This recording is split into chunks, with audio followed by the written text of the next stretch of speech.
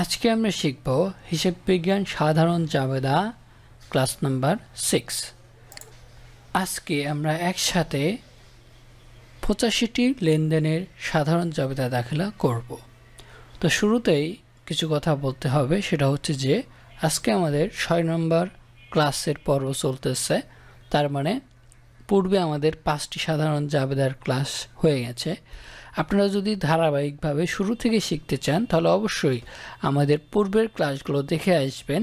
যদি আপনারা একেবারেই নতুন হয়ে থাকেন তো সেক্ষেত্রে অবশ্যই পূর্বের ক্লাসগুলো দেখে আসলে আজকের ভিডিওটি অনেক সহজ মনে হবে। সেই সাথে এই সবগুলো ভিডিও দেখার পরে আমি আশা করব আপনাদের জাবেদায় কোনো কনফিউশন থাকবে না, সকল প্রকার কনফিউশন দূর হয়ে যাবে এবং আপনি ধীরে ধীরে এই জাবেদায় ভালো পরিমাণে আয়ত্ত করতে পারবেন। তো চলেন আমরা আমাদের আজকের পর্বটি শুরু করি। শুরুতেই এরকম একটি লেনদেন রয়েছে যেখানে বলা হয়েছে নগদ 1 লক্ষ টাকা দিয়ে ব্যবসা শুরু করা হলো। সো বন্ধুরা, আপনাদের মনে রাখতে হবে যে যদি ব্যবসা শুরু করা হয় সেক্ষেত্রে ব্যবসা প্রতিষ্ঠানে মূলধন নামক মালিকানা সত্ত্ব আসে, কারণ মূলধন ছাড়া কখনোই ব্যবসা করা যায় না, আর মূলধন হচ্ছে একটা মালিকানা সত্ত্ব।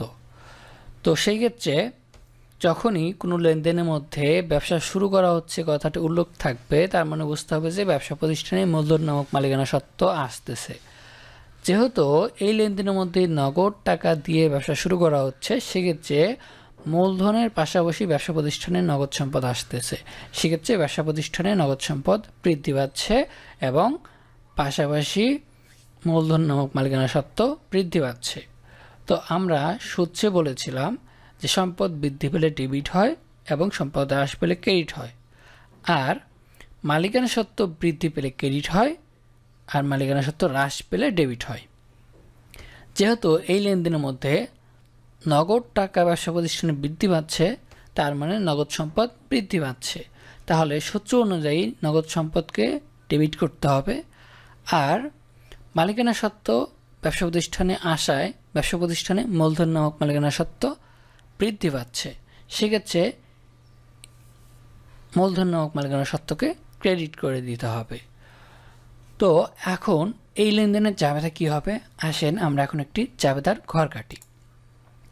তারিখ, বিবরণ, খতিয়ান পৃষ্ঠা, ডেবিট টাকা, ক্রেডিট টাকা, এরকম একটি জাবেদার ঘর কাটিয়ে নিলাম। এখন আমরা তারিখের ঘরে তারিখ বসিয়ে দিব, দিয়ে এখন এই লেনদেনটির জাবেদা করব।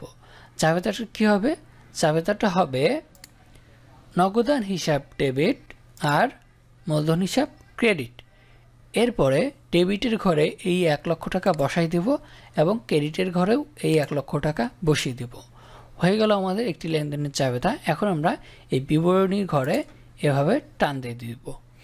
তো আমাদের এই একটি লেনদেনের জাবেদা কিন্তু শেষ। এখন আমরা 2 নম্বর লেনদেনে চলে যাব। 2 নম্বর লেনদেনে কি বলেছে, নগদে পণ্য ক্রয় 25,000 টাকা। যদি নগদে পণ্য ক্রয় করা হয় তার মানে ব্যবসা প্রতিষ্ঠানে থেকে 25,000 টাকা নিয়ে গিয়ে আমরা পণ্য ক্রয় করেছি, সেক্ষেত্রে ব্যবসা প্রতিষ্ঠানে ক্রয় নামক ব্যয় বৃদ্ধি পেয়েছে আর ব্যবসা প্রতিষ্ঠান থেকে নগদ সম্পদ চলে গেছে, মানে নগদ সম্পদ হ্রাস পেয়েছে। তার মানে একদিকে নগদ সম্পদ হ্রাস পেয়েছে, অন্যদিকে ব্যবসা প্রতিষ্ঠানে ক্রয় নামক ব্যয় বৃদ্ধি পেয়েছে। তো আমরা জানি ব্যয় বৃদ্ধি পেলে ডেবিট হয় আর সম্পদ হ্রাস পেলে ক্রেডিট হয়। যেহেতু এখানে ক্রয় নামক ব্যয় বৃদ্ধি পাচ্ছে, তাই এই লেনদেনের জাবেদা হবে ক্রয় হিসাব ডেবিট আর নগদান হিসাব ক্রেডিট। এরপরে ডেবিট ঘরে ডেবিট টাকা ও ক্রেডিট ঘরে ক্রেডিটটা বসাই দিব, তারপরে বিবরণী ঘরে এভাবে টানতে দিব। হয়ে গেল আমাদের আরও একটি লেনদেনের জাবেদা। এখন আমরা 3 নম্বর লেনদেনে চলে যাই। 3 নম্বর লেনদেনে বলেছে নগদে 60,000 টাকার আসবাবপত্র ক্রয় করা হয়। যদি নগদে 60,000 টাকা দিয়ে আসবাবপত্র ক্রয় করা হয় সেক্ষেত্রে কী হবে, দেখেন আসবাবপত্র হচ্ছে একটি সম্পদ, অন্যদিকে নগদ এটাও একটা সম্পদ। তো আসবাবপত্র ক্রয় করার ক্ষেত্রে ব্যবসা প্রতিষ্ঠানে আসবাবপত্র নামক সম্পদ বৃদ্ধি পাচ্ছে, আর ব্যবসা প্রতিষ্ঠান থেকে নগদ সম্পদ চলে যাচ্ছে, মানে নগদ সম্পদ হ্রাস পাচ্ছে। তার মানে এই লেনদেনে একদিকে আসবাবপত্র নামক সম্পদ বৃদ্ধি পাচ্ছে, অন্যদিকে নগদ নামক সম্পদ হ্রাস পাচ্ছে।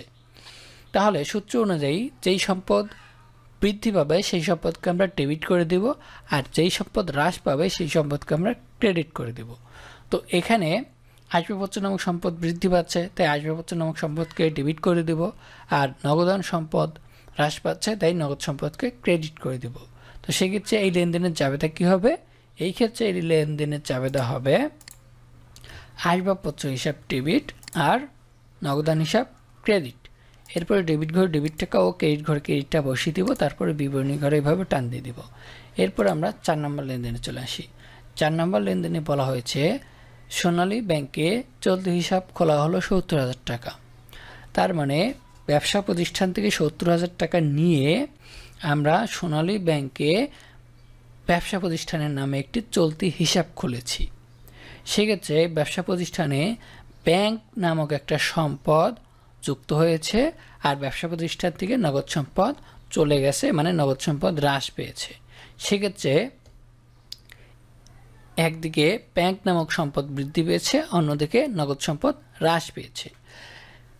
তো দেখেন এই লেনদেনের মধ্যে কিন্তু নগদ ধারে বাকিতে কোনো কিছু উল্লেখ নাই, কিন্তু আমরা বুঝতে পারতেছি এই লেনদেনটি নগদে হয়েছে, কারণ 70,000 টাকা নিয়ে যেহেতু ব্যাংক অ্যাকাউন্টে খোলা হয়েছে, তার মানে 70,000 টাকাটা ব্যাংকে জমা দেওয়া হয়েছে। এখন এই 70,000 টাকা তো কোথায় থেকে নেওয়া হয়েছে? ব্যবসা প্রতিষ্ঠানের নগদ অ্যাকাউন্ট থেকে নিয়ে কী করা হয়েছে? ব্যাংক অ্যাকাউন্টে জমা দেওয়া হয়েছে। সেক্ষেত্রে ব্যবসা প্রতিষ্ঠানের নগদ সম্পদ হ্রাস পেয়েছে, আর ব্যাংক নামক সম্পদ বৃদ্ধি পেয়েছে। সেই ক্ষেত্রে এই লেনদেনের জাবেদা হবে সোনালী ব্যাংক হিসাব ডেবিট আর নগদান হিসাব ক্রেডিট। এরপর ডেবিট ঘরে ডেবিট টাকা ও ক্রেডিট ঘরে ক্রেডিট টাকা বসাই দেব।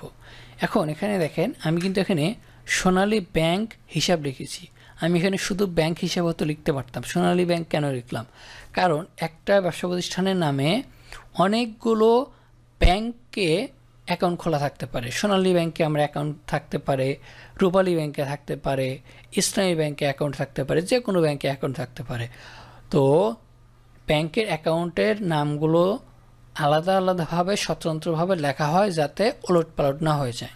তো চলেন আমরা এখন নেক্সট পর্বে চলে যাই। নেক্সটে 5 তারিখে লেনদেনে বলেছে পণ্য ক্রয় করে চেক প্রদান 34,000 টাকা।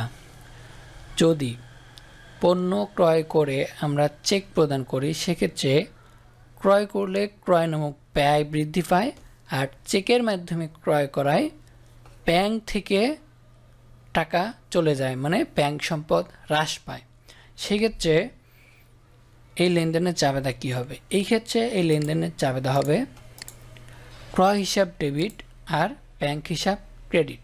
এরপরে ডেবিট ঘরে ডেবিট টাকা ও ক্রেডিট ঘরে ক্রেডিট টাকা বসিয়ে দেবো, তারপরে বিবরণী ঘরে এভাবে টান দিয়ে দেবো। তারপরে 6 নম্বর লেনদেনে চলে আসি। 6 নম্বর লেনদেনে বলা হয়েছে নগদে পণ্য বিক্রয় 15,000 টাকা। যদি নগদে পণ্য বিক্রয় করা হয়, সেক্ষেত্রে বিক্রয় নামক আয় হয়, আর নগদে বিক্রয় করায় নগদ সম্পদ বৃদ্ধি পায়। আমরা জানি আয় হলেই আয় বৃদ্ধি পাবে, আর আয় বৃদ্ধি পেলে আয়কে ক্রেডিট করতে হয়, আর সম্পদ বৃদ্ধি পেলে সম্পদকে ডেবিট করতে হয়। যেহেতু এই লেনদেনের মধ্যে বিক্রয় নামক আয় হচ্ছে, তাই বিক্রয় নামক আয়কে আমরা ক্রেডিট করে দেব, কারণ বিক্রয় নামক আয় বৃদ্ধি পাচ্ছে আর ব্যবসা প্রতিষ্ঠানে নগদ সম্পদ আসতেছে। তো সেক্ষেত্রে নগদ সম্পদকে আমরা ডেবিট করে দেব। তো এই ক্ষেত্রে এই লেনদেনের জাবেদা হবে নগদান হিসাব ডেবিট আর বিক্রয় হিসাব ক্রেডিট। এরপর ডেবিট ঘরে ডেবিট টাকা ও ক্রেডিট ঘরে ক্রেডিট টাকা বসাই দেবো, তারপরে বিবরণী ঘরে এভাবে টান দিয়ে দেবো। তারপরে নেক্সট জাহিদের নিকট পণ্য বিক্রয় 25,000 টাকা। সো বন্ধুরা, আপনাদের মনে রাখতে হবে যে কোনো লেনদেনের মধ্যে কোনো ব্যক্তি বা প্রতিষ্ঠানের নাম উল্লেখ থাকে, আর যদি সেই লেনদেনের মধ্যে নগদ, ধারে, বাকিতে, চেক, ব্যাংক এরকম কোনো কিছু উল্লেখ না থাকে, তাহলে বুঝতে হবে যে ওই লেনদেনটি বাকিতে হয়েছে। যেহেতু এই লেনদেনের মধ্যে জাহিদ একজন ব্যক্তির নাম উল্লেখ রয়েছে আর নগদ, ধারে, বাকিতে, ব্যাংক, চেক এরকম কোনো কিছু উল্লেখ নাই, তার মানে আমাদের বুঝতে হবে যে এই লেনদেনটি বাকিতে বা ধারে হয়েছে। তার মানে আমরা এই জাহিদের নিকট 25,000 টাকার পণ্য বাকিতে বিক্রয় করেছি। তো বাকিতে যদি আমরা পণ্য বিক্রয় করি সেক্ষেত্রে একদিকে বিক্রয় নামক আয় হয়, অন্যদিকে বাকিতে বিক্রয় করায় আমাদের একটি সম্পদের সৃষ্টি হয়। কি নামক সম্পদের সৃষ্টি হয়? দেনাদার নামক সম্পদ সৃষ্টি হয়। তো এখানে যেহেতু আমরা জাহিদের কাছে বাকিতে পণ্য বিক্রয় করছি, তার মানে দেনাদার জাহিদ নামক সম্পদের সৃষ্টি হচ্ছে, তার মানে দেনাদার জাহিদ নামক সম্পদ বৃদ্ধি পাচ্ছে। সেই ক্ষেত্রে এই লেনদেনের জাবেদা কী হবে? সেই ক্ষেত্রে এই লেনদেনের জাবেদা হবে দেনাদার জাহিদ হিসাব ডেবিট আর বিক্রয় হিসাব ক্রেডিট। এরপরে ডেবিট ঘরে ডেবিট টাকাও ক্রেডিট ঘরে ক্রেডিটটা বসাই দেব, তারপরে বিবরণীর ঘরে এভাবে টান দিয়ে দেব। তারপরে নেক্সট 8 তারিখের লেনদেনে বলা হয়েছে মাসুদের নিকট থেকে পণ্য ক্রয় 5,000 টাকা। আমরা একটু পূর্বে বললাম যে কোনো লেনদেনের মধ্যে নগদ, ধারে, বাকিতে উল্লেখ না থেকে যদি কোনো ব্যক্তি বা প্রতিষ্ঠানের নাম উল্লেখ থাকে তবে বুঝতে হবে যে সেই লেনদেনটি বাকিতে হয়েছে। যেহেতু এই লেনদেনের মধ্যে মাসুদ একজন ব্যক্তির নাম উল্লেখ রয়েছে আর নগদ, ধারে, বাকিতে, চেক, ব্যাংক এরকম কোনো কিছু উল্লেখ নাই, তার মানে এই লেনদেনটি বাকিতে হয়েছে। তো আমরা সেই ক্ষেত্রে মাসুদের নিকট থেকে কি করেছি? বাকিতে পণ্য ক্রয় করেছি। তো বাকিতে পণ্য ক্রয় করলে আমাদের একটি দায়ের সৃষ্টি হয় আর ক্রয় করায় ক্রয় নামক ব্যয় বৃদ্ধি পায়। তো কি নামক দায় সৃষ্টি হয়? পাওনাদার নামক দায় সৃষ্টি হয়। যেহেতু এখানে আমরা মাসুদের নিকট থেকে পণ্য ক্রয় করেছি, তার মানে পাওনাদার মাসুদ নামক দায় সৃষ্টি হবে, তার মানে পাওনাদার মাসুদ নামক দায় বৃদ্ধি পাবে। অন্যদিকে ক্রয় করায় ক্রয় নামক ব্যয় বৃদ্ধি পাবে। সেক্ষেত্রে এই লেনদেনের জাবেদা হবে ক্রয় হিসাব ডেবিট আর পাওনাদার মাসুদ হিসাব ক্রেডিট। এরপরে ডেবিট ঘরে ডেবিট টাকা ও ক্রেডিট ঘরে ক্রেডিট টাকা বসাই দিব। তারপরে চলে যাব নেক্সটে কি বলা হয়েছে? 9 তারিখের লেনদেনে চেকের মাধ্যমে দোকান ভাড়া প্রদান 6,500 টাকা। যদি চেকের মাধ্যমে দোকান ভাড়া প্রদান করা হয় সেক্ষেত্রে কি হবে? দোকান ভাড়া হচ্ছে ব্যবসা প্রতিষ্ঠানের জন্য একটা ব্যয়। তো এই দোকান ভাড়ার টাকা যেহেতু আমরা চেকের মাধ্যমে পরিশোধ করতেছি, তার মানে আমাদের ব্যাংক নামক সম্পদ থেকে টাকা চলে যাবে, মানে ব্যাংক নামক সম্পদ হ্রাস পাবে। আর ভাড়া প্রদান করায় ভাড়া নামক ব্যয় বৃদ্ধি পাবে। তো সেই ক্ষেত্রে এই লেনদেনের জাবেদা হবে দোকান ভাড়া হিসাব ডেবিট আর ব্যাংক হিসাব ক্রেডিট। এরপরে ডেবিট ঘরে ডেবিট টাকা ও ক্রেডিট ঘরে ক্রেডিট টাকা বসাই দেবো, তারপরে বিবরণী ঘরে এভাবে টানতে দেব। তারপরে 10 নম্বর লেনদেন। 10 নম্বর লেনদেনে বলেছে মালিক নিজ প্রয়োজনে ব্যবসা থেকে উত্তোলন করেন 6,000 টাকা। সো বন্ধুরা, উত্তোলন করতে পারে শুধুমাত্র ব্যবসা প্রতিষ্ঠানের মালিক যদি ব্যবসা প্রতিষ্ঠান থেকে উত্তোলন করে নিয়ে যায় সেক্ষেত্রে ব্যবসা প্রতিষ্ঠানে মালিকানা সত্ত্ব হ্রাস পায়, আর যেই মালিকানা সত্ত্ব হ্রাস পায় সেটাকে বলা হয় হচ্ছে উত্তোলন। যেহেতু এই লেনদেনের মধ্যে মালিক নিজ প্রয়োজনে তার ব্যবসা থেকেও উত্তোলন করে নিয়ে যাচ্ছে, সেক্ষেত্রে উত্তোলন নামক মালিকানা সত্ত্ব হ্রাস পাচ্ছে। আর যেহেতু এই লেনদেনের মধ্যে নগদ, ধারে, বাকিতে কোনো কিছু উল্লেখ নাই, তার মানে এই লেনদেনটি নগদ হয়েছে, মানে মালিক ব্যবসা প্রতিষ্ঠান থেকে নগদ সম্পদ উত্তোলন করে নিয়ে গেছে। সেই ক্ষেত্রে ব্যবসা প্রতিষ্ঠানে নগদ সম্পদ হ্রাস পেয়েছে আর মালিকানা সত্ত্বেও হ্রাস পেয়েছে। তো সেই ক্ষেত্রে এই লেনদেনে জাবেদা কী হবে? আমরা জানি মালিকানা সত্ত্ব বৃদ্ধি পেলে ক্রেডিট হয় আর মালিকানা সত্ত্ব হ্রাস পেলে ডেবিট হয়। যেহেতু এখানে উত্তোলন নামক মালিকানা সত্ত্ব হ্রাস পাচ্ছে, তাই উত্তোলন নামক মালিকানা সত্ত্বকে আমরা ডেবিট করে দিব। আর নগদ সম্পদ চলে যাওয়ায় নগদ সম্পদ হ্রাস পাচ্ছে, তাই নগদ সম্পদকে আমরা ক্রেডিট করে দিব। তো সেক্ষেত্রে এই লেনদেনের জাবেদা হবে উত্তোলন হিসাব ডেবিট আর নগদান হিসাব ক্রেডিট। এরপরে ডেবিট ঘরে ডেবিট টাকা ও ক্রেডিট ঘরে ক্রেডিট টাকা বসিয়ে দিব, তারপরে বিবরণী ঘরে এভাবে টান দিয়ে দিব। হয়ে গেল আমাদের আরও একটি লেনদেনের চাবেদা। এরপরে নেক্সট লেনদেন বলা হয়েছে মালিক নিজ প্রয়োজনে পণ্য উত্তোলন 4,500 টাকার। যদি মালিক তার নিজ প্রয়োজনে ব্যবসা প্রতিষ্ঠান থেকে পণ্য উত্তোলন করে নিয়ে যায়, সেক্ষেত্রে একদিকে উত্তোলন নামক মালিকানা সত্ত্ব হ্রাস পায়, অন্যদিকে পণ্য উত্তোলন করে নিয়ে যাওয়ায় ব্যবসা প্রতিষ্ঠান থেকে ক্রয় নামক ব্যয় হ্রাস পায়। তো সেক্ষেত্রে ক্রয় নামক ব্যয় হ্রাস পেলে ক্রয় নামক ব্যয়কে কী করতে হয়? ক্রেডিট করতে হয়। আর উত্তোলন করলে যদি মালিকানা সত্ত্ব হ্রাস পায়, সেক্ষেত্রে উত্তোলন নামক মালিকানা সত্ত্বকে কী করতে হবে? ডেবিট করতে হবে। তো এই ক্ষেত্রে এই লেনদেনের চাবেদা হবে উত্তোলন হিসাব ডেবিট আর ক্রয় হিসাব ক্রেডিট। এরপরে ডেবিট ঘরে ডেবিট টাকা ও ক্রেডিট ঘরে ক্রেডিটটা বসাই দেবো, তারপরে বিবরণী ঘরে এভাবে টান দিয়ে দেবো। হয়ে গেল আমাদের এই লেনদেনের চাবেদা। এখন আমরা নেক্সট লেনদেন দেখি। বলা হচ্ছে কাগজ কালি কলম ক্রয় 500 টাকা। সো এই কাগজ কালি কলম এগুলোকে বলা হয় হচ্ছে মণিহারি। আর মণিহারি এটা হচ্ছে ব্যবসা প্রতিষ্ঠানের জন্য একটা ব্যয়। তো এই মণিহারি ক্রয় করায় মণিহারি ব্যয় বৃদ্ধি পায়। আর এই লেনদেনের মধ্যে নগদ ধারে বাকিতে কোনো কিছু উল্লেখ না থাকায় বুঝতে হবে যে এই লেনদেনটি নগদ হয়েছে। সেক্ষেত্রে ব্যবসা প্রতিষ্ঠান থেকে নগদ সম্পদ চলে গেছে, মানে নগদ সম্পদ হ্রাস পেয়েছে। এই ক্ষেত্রে এই লেনদেনের চাবেদা হবে মণিহারি হিসাব ডেবিট আর নগদান হিসাব ক্রেডিট। এরপরে ডেবিট ঘরে ডেবিট টাকা ও ক্রেডিট ঘরে ক্রেডিটটা বসাই দেব। সো বন্ধুরা, এখানে আর একটা ব্যাপার আপনাদেরকে বলে রাখা উচিত ছিল, সেটা হচ্ছে যে যদি কোনো লেনদেনের মধ্যে নগদ ধারে বাকিতে চেক ব্যাংক কোনো কিছু উল্লেখ না থাকে, তাহলে বুঝতে হবে যে ওই লেনদেনটি নগদ হয়েছিল। তাহলে দুইটা ব্যাপার এখন পর্যন্ত মনে রাখার কথা বলেছি। একটা হচ্ছে যে কোনো লেনদেনের মধ্যে যদি কোনো ব্যক্তি বা প্রতিষ্ঠানের নাম উল্লেখ থাকে আর সেই লেনদেনের মধ্যে নগদ ধারে বাকিতে ব্যাংক চেক এরকম কোনো কিছু উল্লেখ না থাকে, তাহলে বুঝতে হবে যে ওই লেনদেনটি বাকিতে হয়েছে।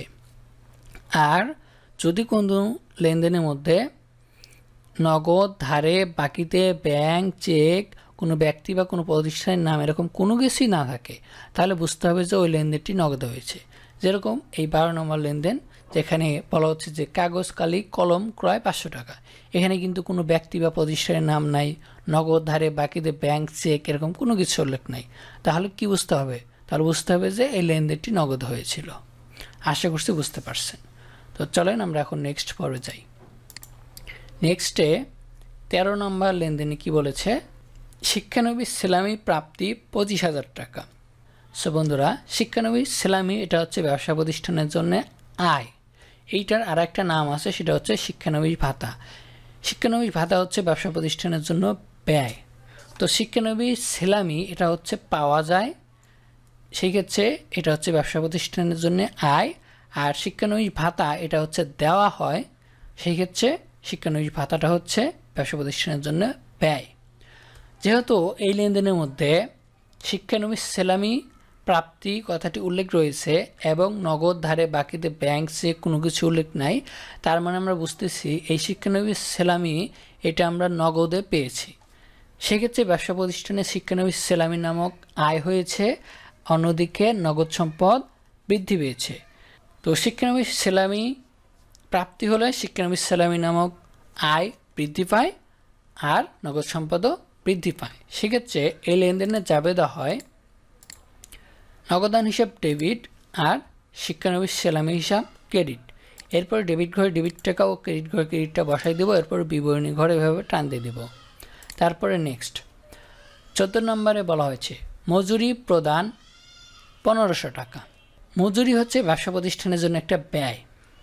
তো মজুরি যদি প্রদান করা হয়, সেক্ষেত্রে ব্যবসা প্রতিষ্ঠানে ব্যয় বৃদ্ধি পায়, অন্যদিকে ব্যবসা প্রতিষ্ঠান থেকে নগদ সম্পদ চলে যাচ্ছে, কারণ এই লেনদেনের মধ্যে নগদ ধারে বাকিতে কিছু উল্লেখ নাই, তার মানে এই মজুরি প্রদানটা নগদে হয়েছে, সেক্ষেত্রে ব্যবসা প্রতিষ্ঠানের নগদ সম্পদ হ্রাস পাচ্ছে। এই ক্ষেত্রে এই লেনদেনের চাবেদা হবে মজুরি হিসাব ডেবিট আর নগদান হিসাব ক্রেডিট। এরপর ডেবিট ঘরে ডেবিট টাকা ও ক্রেডিট ঘরে ক্রেডিটটা বসিয়ে দিলাম, এরপরে বিবরণী ঘরে এভাবে টান দিয়ে দিলাম। তারপরে নেক্সট লেনদেন কি বলেছে, যন্ত্রপাতি মেরামত 2000 টাকা। যন্ত্রপাতি মেরামত এটা হচ্ছে ব্যবসা প্রতিষ্ঠানের জন্য ব্যয়, তো সেই ক্ষেত্রে ব্যয় বৃদ্ধি পায়। কী নামক ব্যয়? যন্ত্রপাতি মেরামত নামক ব্যয় বৃদ্ধি পায়, অন্যদিকে ব্যবসা প্রতিষ্ঠান থেকে নগদ সম্পদ চলে যায়। এই ক্ষেত্রে এই লেনদেনের জাবেদা হবে যন্ত্রপাতি মেরামত হিসাব ডেবিট আর নগদান হিসাব ক্রেডিট। তারপরে ডেবিট ঘরে ডেবিট টাকা ও ক্রেডিট ঘরে ক্রেডিটটা বসিয়ে দিলাম, এরপরে বিবরণী ঘরে এভাবে টান দিয়ে দিলাম। তারপরে 16 নম্বর লেনদেন কি বলেছে, 16 নম্বর লেনদেনে বলা হয়েছে অফিসের গাড়ির জন্য নতুন টায়ার ও ব্যাটারি ক্রয় 25,000 টাকা। সো এটা হচ্ছে ব্যবসা প্রতিষ্ঠানের জন্য একটা ব্যয়। তো এই ক্ষেত্রে এই ব্যাটারি ও টায়ার বাবদ যে ব্যয় হচ্ছে এই ব্যয়টাকে আমরা ডেবিট করে দিব, আর ব্যবসা প্রতিষ্ঠান থেকে নগদ সম্পদ চলে যাচ্ছে, সেক্ষেত্রে নগদ সম্পদ হ্রাস পাচ্ছে। তো এই ক্ষেত্রে নগদ সম্পদকে ক্রেডিট করতে হবে। তো এই লেনদেনের জাবেদা হবে ব্যাটারি ও টায়ার হিসাব ডেবিট আর নগদান হিসাব ক্রেডিট। এরপর ডেবিট ঘরে ডেবিট টাকা ও ক্রেডিট ঘরে ক্রেডিট টাকা বসিয়ে দেব। তারপর নেক্সট পর্বে চলে যাব। নেক্সটে 17 নম্বরে বলা হয়েছে গ্রাহককে আপ্যায়ন বাবদ খরচ 500 টাকা। যদি গ্রাহককে আপ্যায়ন বাবদ 500 টাকা খরচ করা হয়, সেক্ষেত্রে আপ্যায়ন হচ্ছে ব্যবসা প্রতিষ্ঠানের জন্য একটা ব্যয়, আর এই ব্যয়টা নগদে খরচ করা হচ্ছে, সেক্ষেত্রে ব্যবসা প্রতিষ্ঠান থেকে আপ্যায়ন বাবদ ব্যয় বৃদ্ধি পাচ্ছে আর নগদ সম্পদ হ্রাস পাচ্ছে। সেক্ষেত্রে এই লেনদেনের জাবেদা হবে আপ্যায়ন খরচ হিসাব ডেবিট আর নগদান হিসাব ক্রেডিট। এরপরে ডেবিট ঘরে ডেবিট টাকা ও ক্রেডিট ঘরে ক্রেডিট টাকা বসিয়ে দেবো, তারপরে বিবরণী ঘরে এভাবে টান দিয়ে দেবো। তারপরে 18 নম্বরে বলা হয়েছে রেস্টুরেন্টের প্রচারণা বাবদ ব্যয় 2000 টাকা। সো রেস্টুরেন্টের প্রচারণা বাবদ ব্যয় মানে হচ্ছে রেস্টুরেন্টের প্রচারণার জন্য বিজ্ঞাপন দেওয়া হয়েছে, আর বিজ্ঞাপন হচ্ছে ব্যবসা প্রতিষ্ঠানের জন্য একটা ব্যয়। এক্ষেত্রে বিজ্ঞাপন নামক ব্যয় বৃদ্ধি পাচ্ছে আর নগদ সম্পদ হ্রাস পাচ্ছে। সেই ক্ষেত্রে এই লেনদেনের জাবেদা হবে বিজ্ঞাপন হিসাব ডেবিট আর নগদান হিসাব ক্রেডিট। এরপরে ডেবিট ঘরে ডেবিট টাকা ও ক্রেডিট ঘরে ক্রেডিট টাকা বসিয়ে দেবো, তারপরে বিবরণী ঘরে এভাবে টান দিয়ে দেবো। এরপরে 18 নম্বরের লেনদেনে বলা হয়েছে গ্রাহকদের সেবা প্রদানের মাধ্যমে প্রাপ্তি 25,000 টাকা। যদি গ্রাহকদের সেবা প্রদানের মাধ্যমে 25,000 টাকা প্রাপ্তি হয়, সেক্ষেত্রে কী হবে, সেবা আয় নামক আয় বৃদ্ধি পাবে আর নগদ সম্পদ ব্যবসা প্রতিষ্ঠানে বৃদ্ধি পাবে। সেক্ষেত্রে আমরা জানি আয় বৃদ্ধি পেলে আয়কে ক্রেডিট করতে হয়, আর সম্পদ বৃদ্ধি পেলে সম্পদকে ডেবিট করতে হয়। তো এই জন্য এই লেনদেনের জাবেদা হবে নগদান হিসাব ডেবিট আর সেবা আয় হিসাব ক্রেডিট। এরপরে ডেবিট ঘরে ডেবিট টাকা ও ক্রেডিট ঘরে ক্রেডিট টাকা বসাই দেবো, তারপরে বিবরণী ঘরে এভাবে টান দিয়ে দেবো। এরপরে নেক্সট লেনদেন ব্যাংক হতে ঋণ গ্রহণ 50,000 টাকা। যদি ব্যাংক থেকে 50,000 টাকা ঋণ গ্রহণ করা হয়, সেক্ষেত্রে ব্যাংক ঋণ নামক দায় বৃদ্ধি পায় আর ব্যবসা প্রতিষ্ঠানে নগদ সম্পদ বৃদ্ধি পায়। ব্যাংক ঋণ হচ্ছে ব্যবসা প্রতিষ্ঠানের জন্য একটা দায়। তো যেহেতু ব্যাংক হতে ঋণ নেওয়া হচ্ছে, সেক্ষেত্রে ব্যাংক ঋণ নামক দায় বৃদ্ধি পাচ্ছে আর ব্যবসা প্রতিষ্ঠানে নগদ সম্পদ বৃদ্ধি পাচ্ছে। সেক্ষেত্রে এই লেনদেনের জাবেদা হবে নগদান হিসাব ডেবিট আর ব্যাংক ঋণ হিসাব ক্রেডিট। এরপরে ডেবিট ঘরে ডেবিট টাকা ও ক্রেডিট ঘরে ক্রেডিট টাকা বসিয়ে দেব। এরপরে নেক্সট লেনদেনে বলা হয়েছে শিক্ষানবিশ ভাতা প্রদান 40,000 টাকা। আমরা বলেছিলাম যে শিক্ষানবিশ ভাতা হচ্ছে ব্যবসা প্রতিষ্ঠানের জন্য ব্যয়, আর শিক্ষানবিশ সেলামি হচ্ছে ব্যবসা প্রতিষ্ঠানের জন্য আয়। সো শিক্ষানবিশ ভাতা হচ্ছে কি করা হয়েছে, প্রদান করা হয়েছে। তো শিক্ষানবিশ ভাতা প্রদান করলে শিক্ষানবিশ ভাতা নামক ব্যয় বৃদ্ধি পায় আর ব্যবসা প্রতিষ্ঠান থেকে নগদ সম্পদ চলে যায়। এই লেনদেনের মধ্যে নগদ ধারে বাকিতে কিছু উল্লেখ নেই, তার মানে এই লেনদেনটি নগদ হয়েছে, সেক্ষেত্রে নগদ সম্পদ হ্রাস পেয়েছে। এই ক্ষেত্রে এই লেনদেনের জাবেদা হবে শিক্ষানবিশ ভাতা হিসাব ডেবিট আর নগদান হিসাব ক্রেডিট। এরপরে ডেবিট ঘরে ডেবিট টাকা ও ক্রেডিট ঘরে ক্রেডিটটা বসাই দেবো, তারপরে বিবরণী ঘরে এভাবে টান দিয়ে দেবো। হয়ে গেল আমাদের এই লেনদেনের জাবেদা। এখন আমরা নেক্সট লেনদেন দেখি। কমিশন প্রদান 3,000 টাকা। যদি কমিশন প্রদান করা হয়, সেক্ষেত্রে প্রদত্ত কমিশন নামক ব্যয় বৃদ্ধি পায়। কমিশন হয় হচ্ছে দুই ধরনের, একটা কমিশন পাওয়া যায় আর একটা কমিশন দেওয়া হয়। যেই কমিশন পাওয়া হয় সেই কমিশনকে আমরা বলি আয়, আর যেই কমিশন দেওয়া হয় সেই কমিশনকে আমরা বলি ব্যয়। তো এখানে যেহেতু প্রদত্ত কমিশন বলা হয়েছে, মানে কমিশন প্রদান করা হয়েছে এরকম বলেছে। তো সেক্ষেত্রে প্রদত্ত কমিশন নামক ব্যয় বৃদ্ধি পেয়েছে, আর ব্যবসা প্রতিষ্ঠান থেকে নগদ সম্পদ চলে গেছে, মানে নগদ সম্পদ হ্রাস পেয়েছে। সেক্ষেত্রে এই লেনদেনের চাবেদা হবে প্রদত্ত কমিশন হিসাব ডেবিট আর নগদান হিসাব ক্রেডিট। এরপর ডেবিট ঘর ডেবিট টাকাও ক্রেডিট ঘর ক্রেডিটটা বসিয়ে দেবো, তারপরে বিবরণীর ঘরে এভাবে টান দিয়ে দেবো। এরপরে নেক্সট 23 নম্বরে নগদে কমিশন প্রাপ্তি 5,000 টাকা। আমরা একটু পূর্বেই বললাম যে কমিশন হয় দুই ধরনের, একটা কমিশন দেওয়া যায় আর একটা কমিশন পাওয়া যায়। যেই কমিশনটা দেওয়া হয় সেটাকে বলা হয় ব্যয়, আর যেই কমিশনটা পাওয়া হয় সেটাকে বলা হয় আয়। এখানে নগদে কমিশন প্রাপ্তি হয়েছে, তার মানে কমিশন প্রাপ্তি নামক আয় হয়েছে। সেক্ষেত্রে প্রাপ্ত কমিশন আয় বৃদ্ধি পেয়েছে আর নগদ সম্পদ ব্যবসা প্রতিষ্ঠানে বৃদ্ধি পেয়েছে। এই ক্ষেত্রে এই লেনদেনের চাবেদা হবে নগদান হিসাব ডেবিট আর প্রাপ্ত কমিশন হিসাব ডেবিট। এরপর ডেবিট ঘরে ডেবিট টাকা ও ক্রেডিট ঘরে ক্রেডিট টাকা বসিয়ে দিলাম, বিবরণীর ঘরে এভাবে টান দিয়ে দিলাম। হয়ে গেল আমাদের 23 নম্বর লেনদেনের চাবেদা। এখন আমরা নেক্সট লেনদেন দেখি। 24 নম্বর লেনদেনে বলা হয়েছে আগুনে বিনষ্ট পণ্য 4,000 টাকা। যদি পণ্য আগুনে বিনষ্ট হয়ে যায় সেক্ষেত্রে একটা ক্ষতি হয়। কি নামক ক্ষতি? আগুনে বিনষ্ট ক্ষতি হয়, আর এই ক্ষতিকে সবসময় ডেবিট করতে হয়। তো ক্ষতিকে ডেবিট করলে ক্রেডিট হবে কি? যেহেতু পণ্য নষ্ট হয়ে গেছে তার মানে ব্যবসা প্রতিষ্ঠানে ক্রয় নামক ব্যয় হ্রাস পেয়েছে। তো এই ক্রয় নামক ব্যয়কে আমরা এখন ক্রেডিট করে দেব। তো সেক্ষেত্রে এই লেনদেনের চাবেদা হবে আগুনে বিনষ্ট ক্ষতি হিসাব ডেবিট আর ক্রয় হিসাব ক্রেডিট। এরপরে ডেবিট ঘর ডেবিটটা হোক, ক্রেডিট ঘর ক্রেডিটটা বসাই দেব, তারপরে নেক্সট লেনদেনে চলে যাব। নেক্সট লেনদেন বলা হয়েছে প্রদেয় বিলের মাধ্যমে পণ্য ক্রয় 5,000 টাকা। সো বন্ধুরা, প্রদেয় বিল এটা হচ্ছে ব্যবসা প্রতিষ্ঠানের জন্য একটা দায়।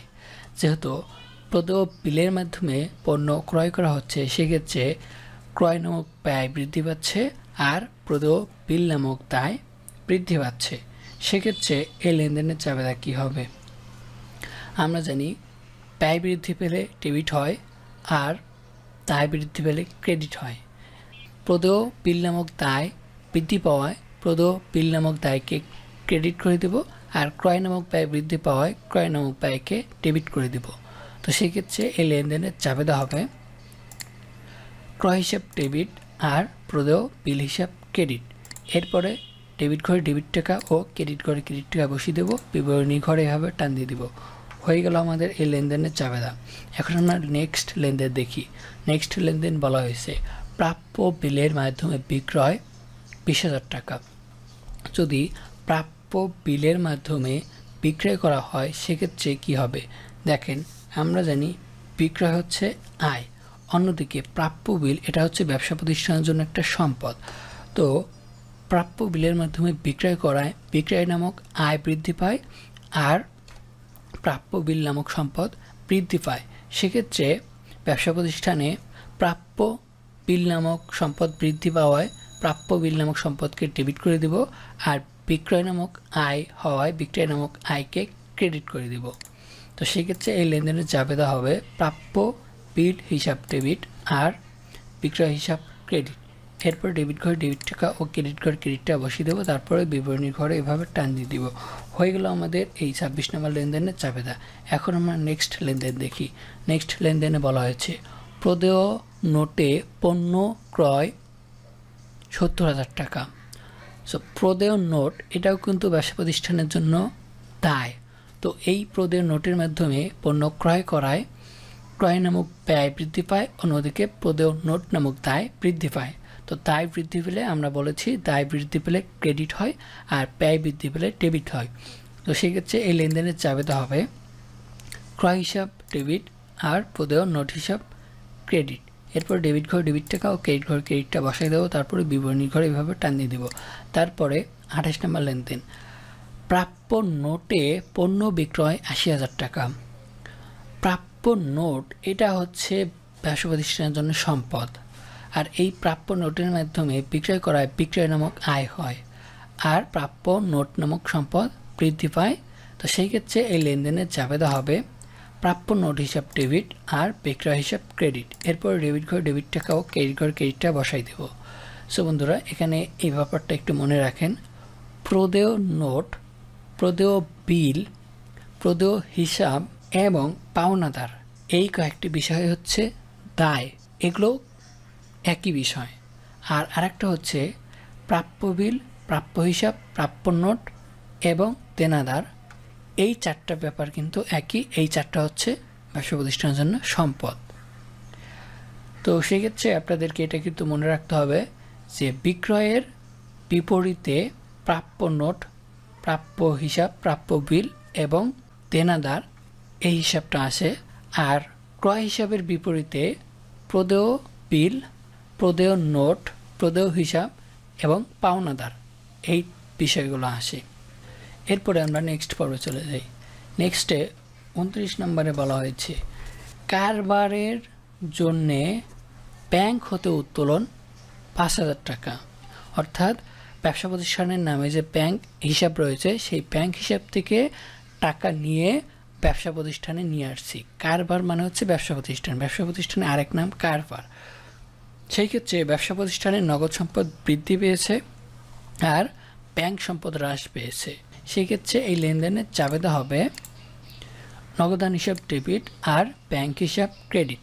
এরপরে ডেবিট ঘরে ডেবিট টাকা ও ক্রেডিট ঘরে ক্রেডিট টাকা বসিয়ে দেবো, তারপরে বিবরণীর ঘরে এইভাবে টান দিয়ে দেবো। এরপরে 30 নম্বর লেনদেন, চেকের মাধ্যমে পণ্য বিক্রয় 10,000 টাকা।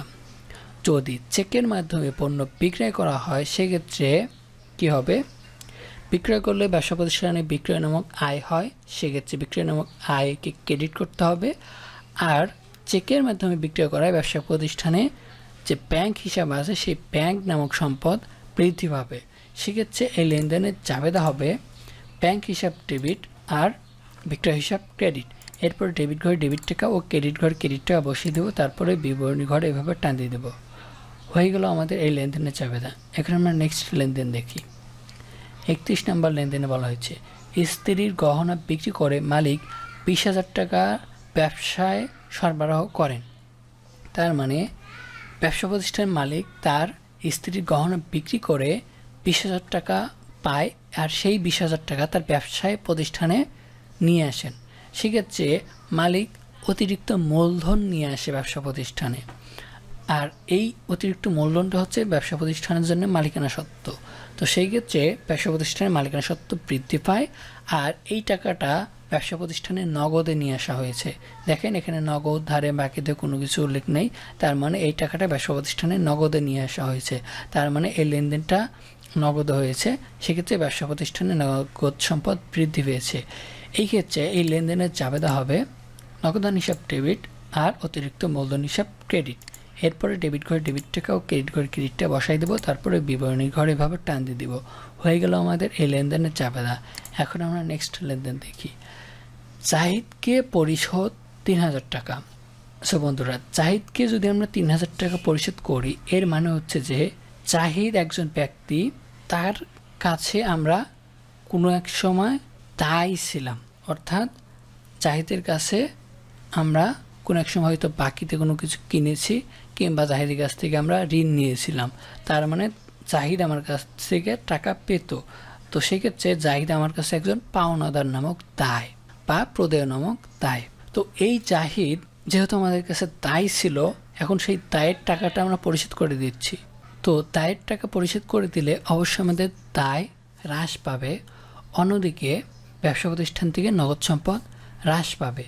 তো কী নামক দায় হ্রাস পাচ্ছে, যেহেতু জাহিদ পাওনাদার আমাদের কাছে দায় ছিল, এখন সেই দায়ের টাকাটা আমরা পরিশোধ করে দিচ্ছি, তার মানে এই জাহিদ পাওনাদার নামক দায় হ্রাস পাবে। আমরা জানি দায় বৃদ্ধি পেলে ক্রেডিট হয় আর দায় হ্রাস পেলে ডেবিট হয়।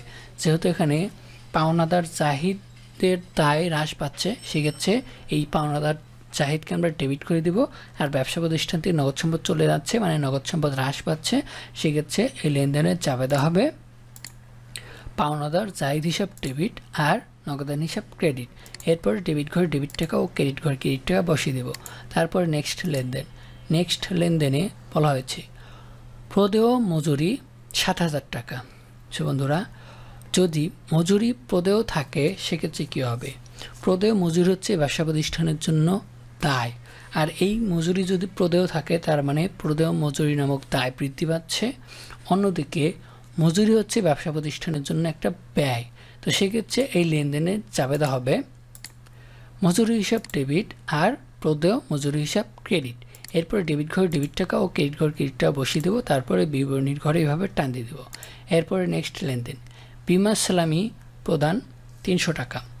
যদি বিমা সালামি প্রদান করা হয় সেক্ষেত্রে বিমা সালামি নামক ব্যয় বৃদ্ধি পায়, কারণ বিমা সালামি হচ্ছে ব্যবসা প্রতিষ্ঠানের জন্য ব্যয়।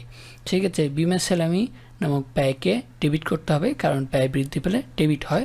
অন্যদিকে ব্যবসা প্রতিষ্ঠান থেকে নগদ সম্পদ চলে যাচ্ছে, তার মানে নগদ সম্পদ হ্রাস পাচ্ছে। এই ক্ষেত্রে এই লেনদেনের জাবেদা হবে বিমা সালামি হিসাব ডেবিট আর নগদান হিসাব ক্রেডিট। এরপরে ডেবিট ঘরে ডেবিট টাকা ও ক্রেডিট ঘরে ক্রেডিট টাকা বসাই দিব, তারপরে বিবরণী ঘরে এভাবে টান দিয়ে দিব। হয়ে গেল আমাদের এই লেনদেনের জাবেদা। এখন আমরা নেক্সট লেনদেন দেখি। ক্যাশ বাক্স থেকে 500 টাকা চুরি যায় হিসাবভুক্ত হয়নি। সো বন্ধুরা, ক্যাশ বাক্স থেকে যদি 500 টাকা চুরি যায় তার মানে হচ্ছে একটা ক্ষতি হয়েছে। এই ক্ষতিকে আমরা বলি বিবিধ ক্ষতি। আর ক্ষতি হলে সেই ক্ষতিকে ডেবিট করতে হয়। আর যেহেতু ব্যবসা প্রতিষ্ঠান থেকে নগদ সম্পদ চুরি হয়েছে তার মানে নগদ সম্পদ হ্রাস পেয়েছে, সেক্ষেত্রে এই লেনদেনের জাবেদা হবে বিবিধ ক্ষতি হিসাব ডেবিট আর নগদান হিসাব ক্রেডিট। এরপরে ডেবিটের ঘরে ডেবিট টাকা ও ক্রেডিট ঘরে ক্রেডিটটা বসাই দেবো, এরপরে বিবরণী ঘরে টান দিয়ে দেবো। তারপরে নেক্সট লেনদেন, গ্যাস পানি বিল 1000 টাকা। গ্যাস পানি বিল এটা হচ্ছে ব্যবসায় প্রতিষ্ঠানের জন্য ব্যয়, আর এই বিলগুলো নগদে দেওয়া হচ্ছে, সেক্ষেত্রে ব্যবসা প্রতিষ্ঠান থেকে নগদ সম্পদ চলে যাচ্ছে, মানে নগদ সম্পদ হ্রাস পাচ্ছে। এই ক্ষেত্রে এই লেনদেনের জাবেদা হবে গ্যাস পানি বিল হিসাব ডেবিট আর নগদান হিসাব ক্রেডিট। এরপর ডেবিট ঘরে ডেবিট টাকা ও ক্রেডিট ঘরে ক্রেডিট টাকা বসাই দেবো। হয়ে গেল আমাদের এই লেনদেনের জাবেদা। এখন আমরা নেক্সট লেনদেন দেখি। নেক্সট লেনদেনে বলা হয়েছে আন্তঃপরিবহন অবলিক বিক্রয় পরিবহন 1000 টাকা। অর্থাৎ এই বিক্রয় পরিবহনের আরেক নাম হচ্ছে আন্তঃপরিবহন। তো এই আন্তঃপরিবহন করা হয় বা বিক্রয় পরিবহন করা হয়, সেক্ষেত্রে ব্যবসা প্রতিষ্ঠানে একটা ব্যয় বৃদ্ধি পায়, কারণ এই আন্তঃপরিবহন বা বিক্রয় পরিবহন এটা হচ্ছে ব্যবসা প্রতিষ্ঠানের জন্য ব্যয়। অন্যদিকে এই পরিবহনের ব্যয়টা নগদে করা হয়, সেক্ষেত্রে ব্যবসা প্রতিষ্ঠান থেকে নগদ সম্পদ চলে যায়। এই ক্ষেত্রে এই লেনদেনের জাবেদা হবে আন্তঃপরিবহন হিসাব ডেবিট আর নগদান হিসাব ক্রেডিট। এরপরে ডেবিট ঘরে ডেবিট টাকা ও ক্রেডিট ঘরে ক্রেডিটটা বসিয়ে দেবো, তারপরে বিবরণী ঘরে এভাবে টান দিয়ে দেবো। আপনাদের লেনদেনের মধ্যে যদি আন্তঃপরিবহন থাকে সেক্ষেত্রে আন্তঃপরিবহন লিখতে হবে, আর যদি বিক্রয় পরিবহন থাকে তাহলে বিক্রয় পরিবহনই লিখতে হবে, যেটা থাকবে সেটাকে লিখতে হবে। এরপরে বলা হয়েছে বহি পরিবহন অবলিক ক্রয় পরিবহন 800 টাকা। সো এই ক্রয় পরিবহনের আরেক নাম হচ্ছে বহি পরিবহন। উপরে যেরকম বললাম বিক্রয় পরিবহনের আরেক নাম আন্তঃপরিবহন, তেমনি এখানে এই ক্রয় পরিবহনের আরেক নাম হচ্ছে বহি পরিবহন। আর এটা হচ্ছে ব্যবসা প্রতিষ্ঠানের জন্য ব্যয়। তো যেহেতু বহি পরিবহন বা ক্রয় পরিবহন করা হচ্ছে, সেক্ষেত্রে ব্যবসা প্রতিষ্ঠানে এই ক্রয় পরিবহন বা বহি পরিবহন নামক ব্যয় বৃদ্ধি পাচ্ছে, আর ব্যবসা প্রতিষ্ঠান থেকে নগদ সম্পদ চলে যাচ্ছে, মানে নগদ সম্পদ হ্রাস পাচ্ছে। এই ক্ষেত্রে এই লেনদেনের জাবেদা হবে বহি পরিবহন হিসাব ডেবিট আর নগদান হিসাব ক্রেডিট। এরপর ডেবিট ঘরে ডেবিট টাকা ও ক্রেডিট ঘরে ক্রেডিট টাকা বসাই দেবো, তারপরে বিবরণী ঘরে এভাবে টান দিয়ে দেবো। এখানেও কিন্তু একই ব্যাপার, যদি আপনাদের লেনদেনের মধ্যে বহি পরিবহন থাকে তো বহি পরিবহন লিখতে হবে, আর যদি ক্রয় পরিবহন থাকে তো সেক্ষেত্রে ক্রয় পরিবহন লিখতে হবে। এরপরে 39 নম্বর লেনদেনে বলা হয়েছে বিজ্ঞাপনের উদ্দেশ্যে বিনামূল্যে পণ্য বিতরণ 570 টাকা। সো বিজ্ঞাপনের উদ্দেশ্যে যদি বিনামূল্যে পণ্য বিতরণ করা হয়, সেক্ষেত্রে বিজ্ঞাপন নামক ব্যয় বৃদ্ধি পায় আর ক্রয় নামক ব্যয় হ্রাস পায়। সেক্ষেত্রে এই লেনদেনের জাবেদা হবে বিজ্ঞাপন হিসাব ডেবিট আর ক্রয় হিসাব ক্রেডিট। এরপর ডেবিট ঘরে ডেবিট টাকা ও ক্রেডিট ঘরে ক্রেডিটটা বসাই দেবো, তারপরে বিবরণী ঘরে এভাবে টান দিয়ে দেবো। হয়ে গেল আমাদের এই লেনদেনের জাবেদা। এখন আমরা নেক্সট লেনদেন দেখব। নেক্সট লেনদেনে 40 নম্বরে বলা হয়েছে কারবার থেকে 750 টাকার পণ্য নষ্ট হলো। যদি কারবার থেকে 750 টাকার পণ্য নষ্ট হয়, সেক্ষেত্রে আমাদের একটা ক্ষতি হয়। কী নামক ক্ষতি? বিবিধ ক্ষতি। আর অন্যদিকে ক্রয় নামক ব্যয় হ্রাস পায়। সেক্ষেত্রে এই লেনদেনের জাবেদা হয় বিবিধ ক্ষতি হিসাব ডেবিট আর ক্রয় হিসাব ক্রেডিট। এরপরে ডেবিট ঘরে ডেবিট টাকা ও ক্রেডিট ঘরে ক্রেডিট টাকা বসাই দিব। হয়ে গেল আমাদের এই লেনদেনের চাবেদা। এরপর আমরা নেক্সট পর্বে চলে যাব। সো নেক্সট লেনদেনে বলা হয়েছে 41 নম্বরে 3 মাসের ভাড়া অগ্রিম পরিশোধ ৬,০০০ টাকা। সো বন্ধুরা, অগ্রিম ভাড়া হচ্ছে ব্যবসা প্রতিষ্ঠানের জন্য একটা সম্পদ। আর এই অগ্রিম ভাড়াটা যেহেতু ব্যবসা প্রতিষ্ঠান থেকে নগদ টাকাই দেওয়া হচ্ছে, সেক্ষেত্রে ব্যবসা প্রতিষ্ঠান থেকে নগদ সম্পদ চলে যাচ্ছে, মানে নগদ সম্পদ হ্রাস পাচ্ছে। তো সেই ক্ষেত্রে অগ্রিম ভাড়া দেওয়ায় অগ্রিম ভাড়া নামক সম্পদ বৃদ্ধি পাচ্ছে আর নগদ সম্পদ হ্রাস পাচ্ছে। এই ক্ষেত্রে এই লেনদেনের চাবেদা হবে অগ্রিম ভাড়া হিসাব ডেবিট আর নগদান হিসাব ক্রেডিট। এরপর ডেবিট ঘর ডেবিট টাকা ও ক্রেডিট ঘর ক্রেডিটটা বসাই দেবো, তারপরে বিবরণীর ঘরে এভাবে টানতে দেব। এরপরে নেক্সট লেনদেন কি বলেছে, ব্যাংক জমাতিরিক্ত গ্রহণ ৭,০০০ টাকা। সো বন্ধুরা, ব্যাংক জমাতিরিক্ত হচ্ছে ব্যবসা প্রতিষ্ঠানের জন্য দায়। এই ব্যাংক জমাতিরিক্তটা কি? ব্যাংক জমাতিরিক্তটা হচ্ছে আমাদের ব্যবসা প্রতিষ্ঠানের নামে যে ব্যাংক অ্যাকাউন্ট আছে, সেই অ্যাকাউন্টে যেই পরিমাণ অর্থ জমা আছে তার চাইতে অতিরিক্ত উত্তোলন করাকেই বলা হয় হচ্ছে ব্যাংক জমাতিরিক্ত। আর এই ব্যাংক জমাতিরিক্তটা হচ্ছে ব্যবসা প্রতিষ্ঠানের জন্য দায়।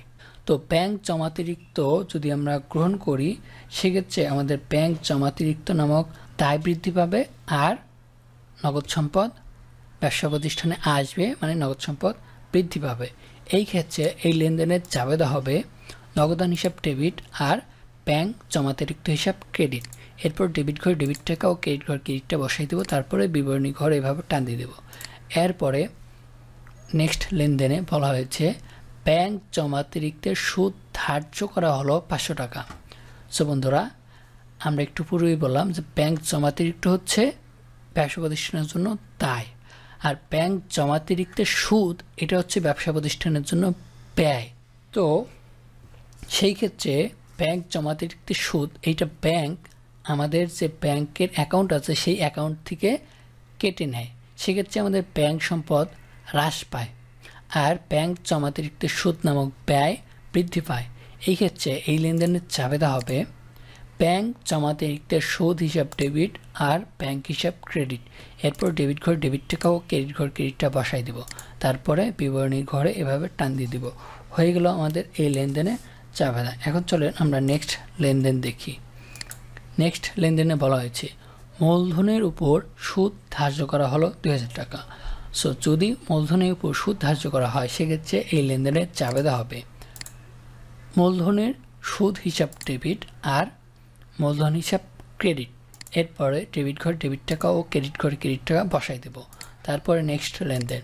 নেক্সট লেনদেনে বলা হয়েছে ৪৫ নম্বরে উপভাড়াটিয়ার নিকট থেকে ভাড়া প্রাপ্তি ১২০০ টাকা।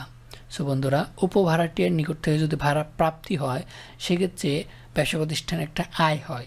কি নামক আয় হয়? উপভাড়া নামক আয় হয়। অন্যদিকে ব্যবসা প্রতিষ্ঠানে নগদ সম্পদ বৃদ্ধি পায়। সেক্ষেত্রে এই লেনদেনের চাবেদা হবে নগদান হিসাব ডেবিট আর উপভাড়া হিসাব ক্রেডিট। এরপরে ডেবিট ঘর ডেবিট টাকা ও ক্রেডিট ঘর ক্রেডিট টাকা বসাই দেবো, তারপরে বিবরণীর ঘরে এভাবে টান দিয়ে দেবো। হয়ে গেল আমাদের এই লেনদেনের চাবেদা। এখন আমরা পরবর্তী লেনদেন দেখি। বাবুর নিকট হতে চেক পেয়ে শাহিনকে প্রদান ৪,০০০ টাকা। তার মানে বাবুর কাছ থেকে আমরা একটা চেক পেয়েছি, অর্থাৎ বাবুর কাছে আমরা টাকা পেতাম, সেই বাবু আমাদেরকে একটা চেক দিয়েছে। কত টাকার চেক? ৪,০০০ টাকার চেক। এখন এই চেকটা আবার আমরা শাহিনকে দিয়েছি, এর মানে হচ্ছে শাহিন আবার আমাদের কাছ থেকে টাকা পেত, মানে শাহিন আমাদের কাছে একটা দায় ছিল। সেক্ষেত্রে আমরা শাহিনকে প্রদান করে দিয়েছি, তার মানে শাহিন নামক দায় হ্রাস পেয়েছে। আর এই যে বাবুর কাছ থেকে আমরা টাকা পেতাম, এর মানে হচ্ছে বাবু আমাদের কাছে একটা সম্পদ ছিল। কি নামক সম্পদ বলুন তো? প্রাপ্য হিসাব বা দেনাদার হিসাব নামক সম্পদ ছিল। যেহেতু আমরা বাবুর কাছ থেকে টাকা পেতাম, তো সেক্ষেত্রে বাবু আমাদের কাছে একটা সম্পদ ছিল, সেটা হচ্ছে প্রাপ্য হিসাব নামক সম্পদ। অন্যদিকে শাহিন আবার আমাদের কাছ থেকে টাকা পেত, সেক্ষেত্রে শাহিন আমাদের কাছে একটা দায় ছিল। কি নামক দায়? প্রদেয় বা পাওনাদার নামক দায়।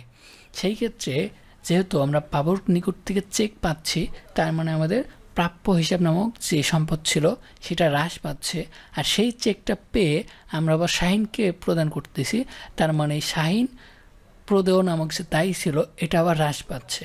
সেক্ষেত্রে একদিকে আমাদের দায় হ্রাস পাচ্ছে, অন্যদিকে আমাদের সম্পদ হ্রাস পাচ্ছে।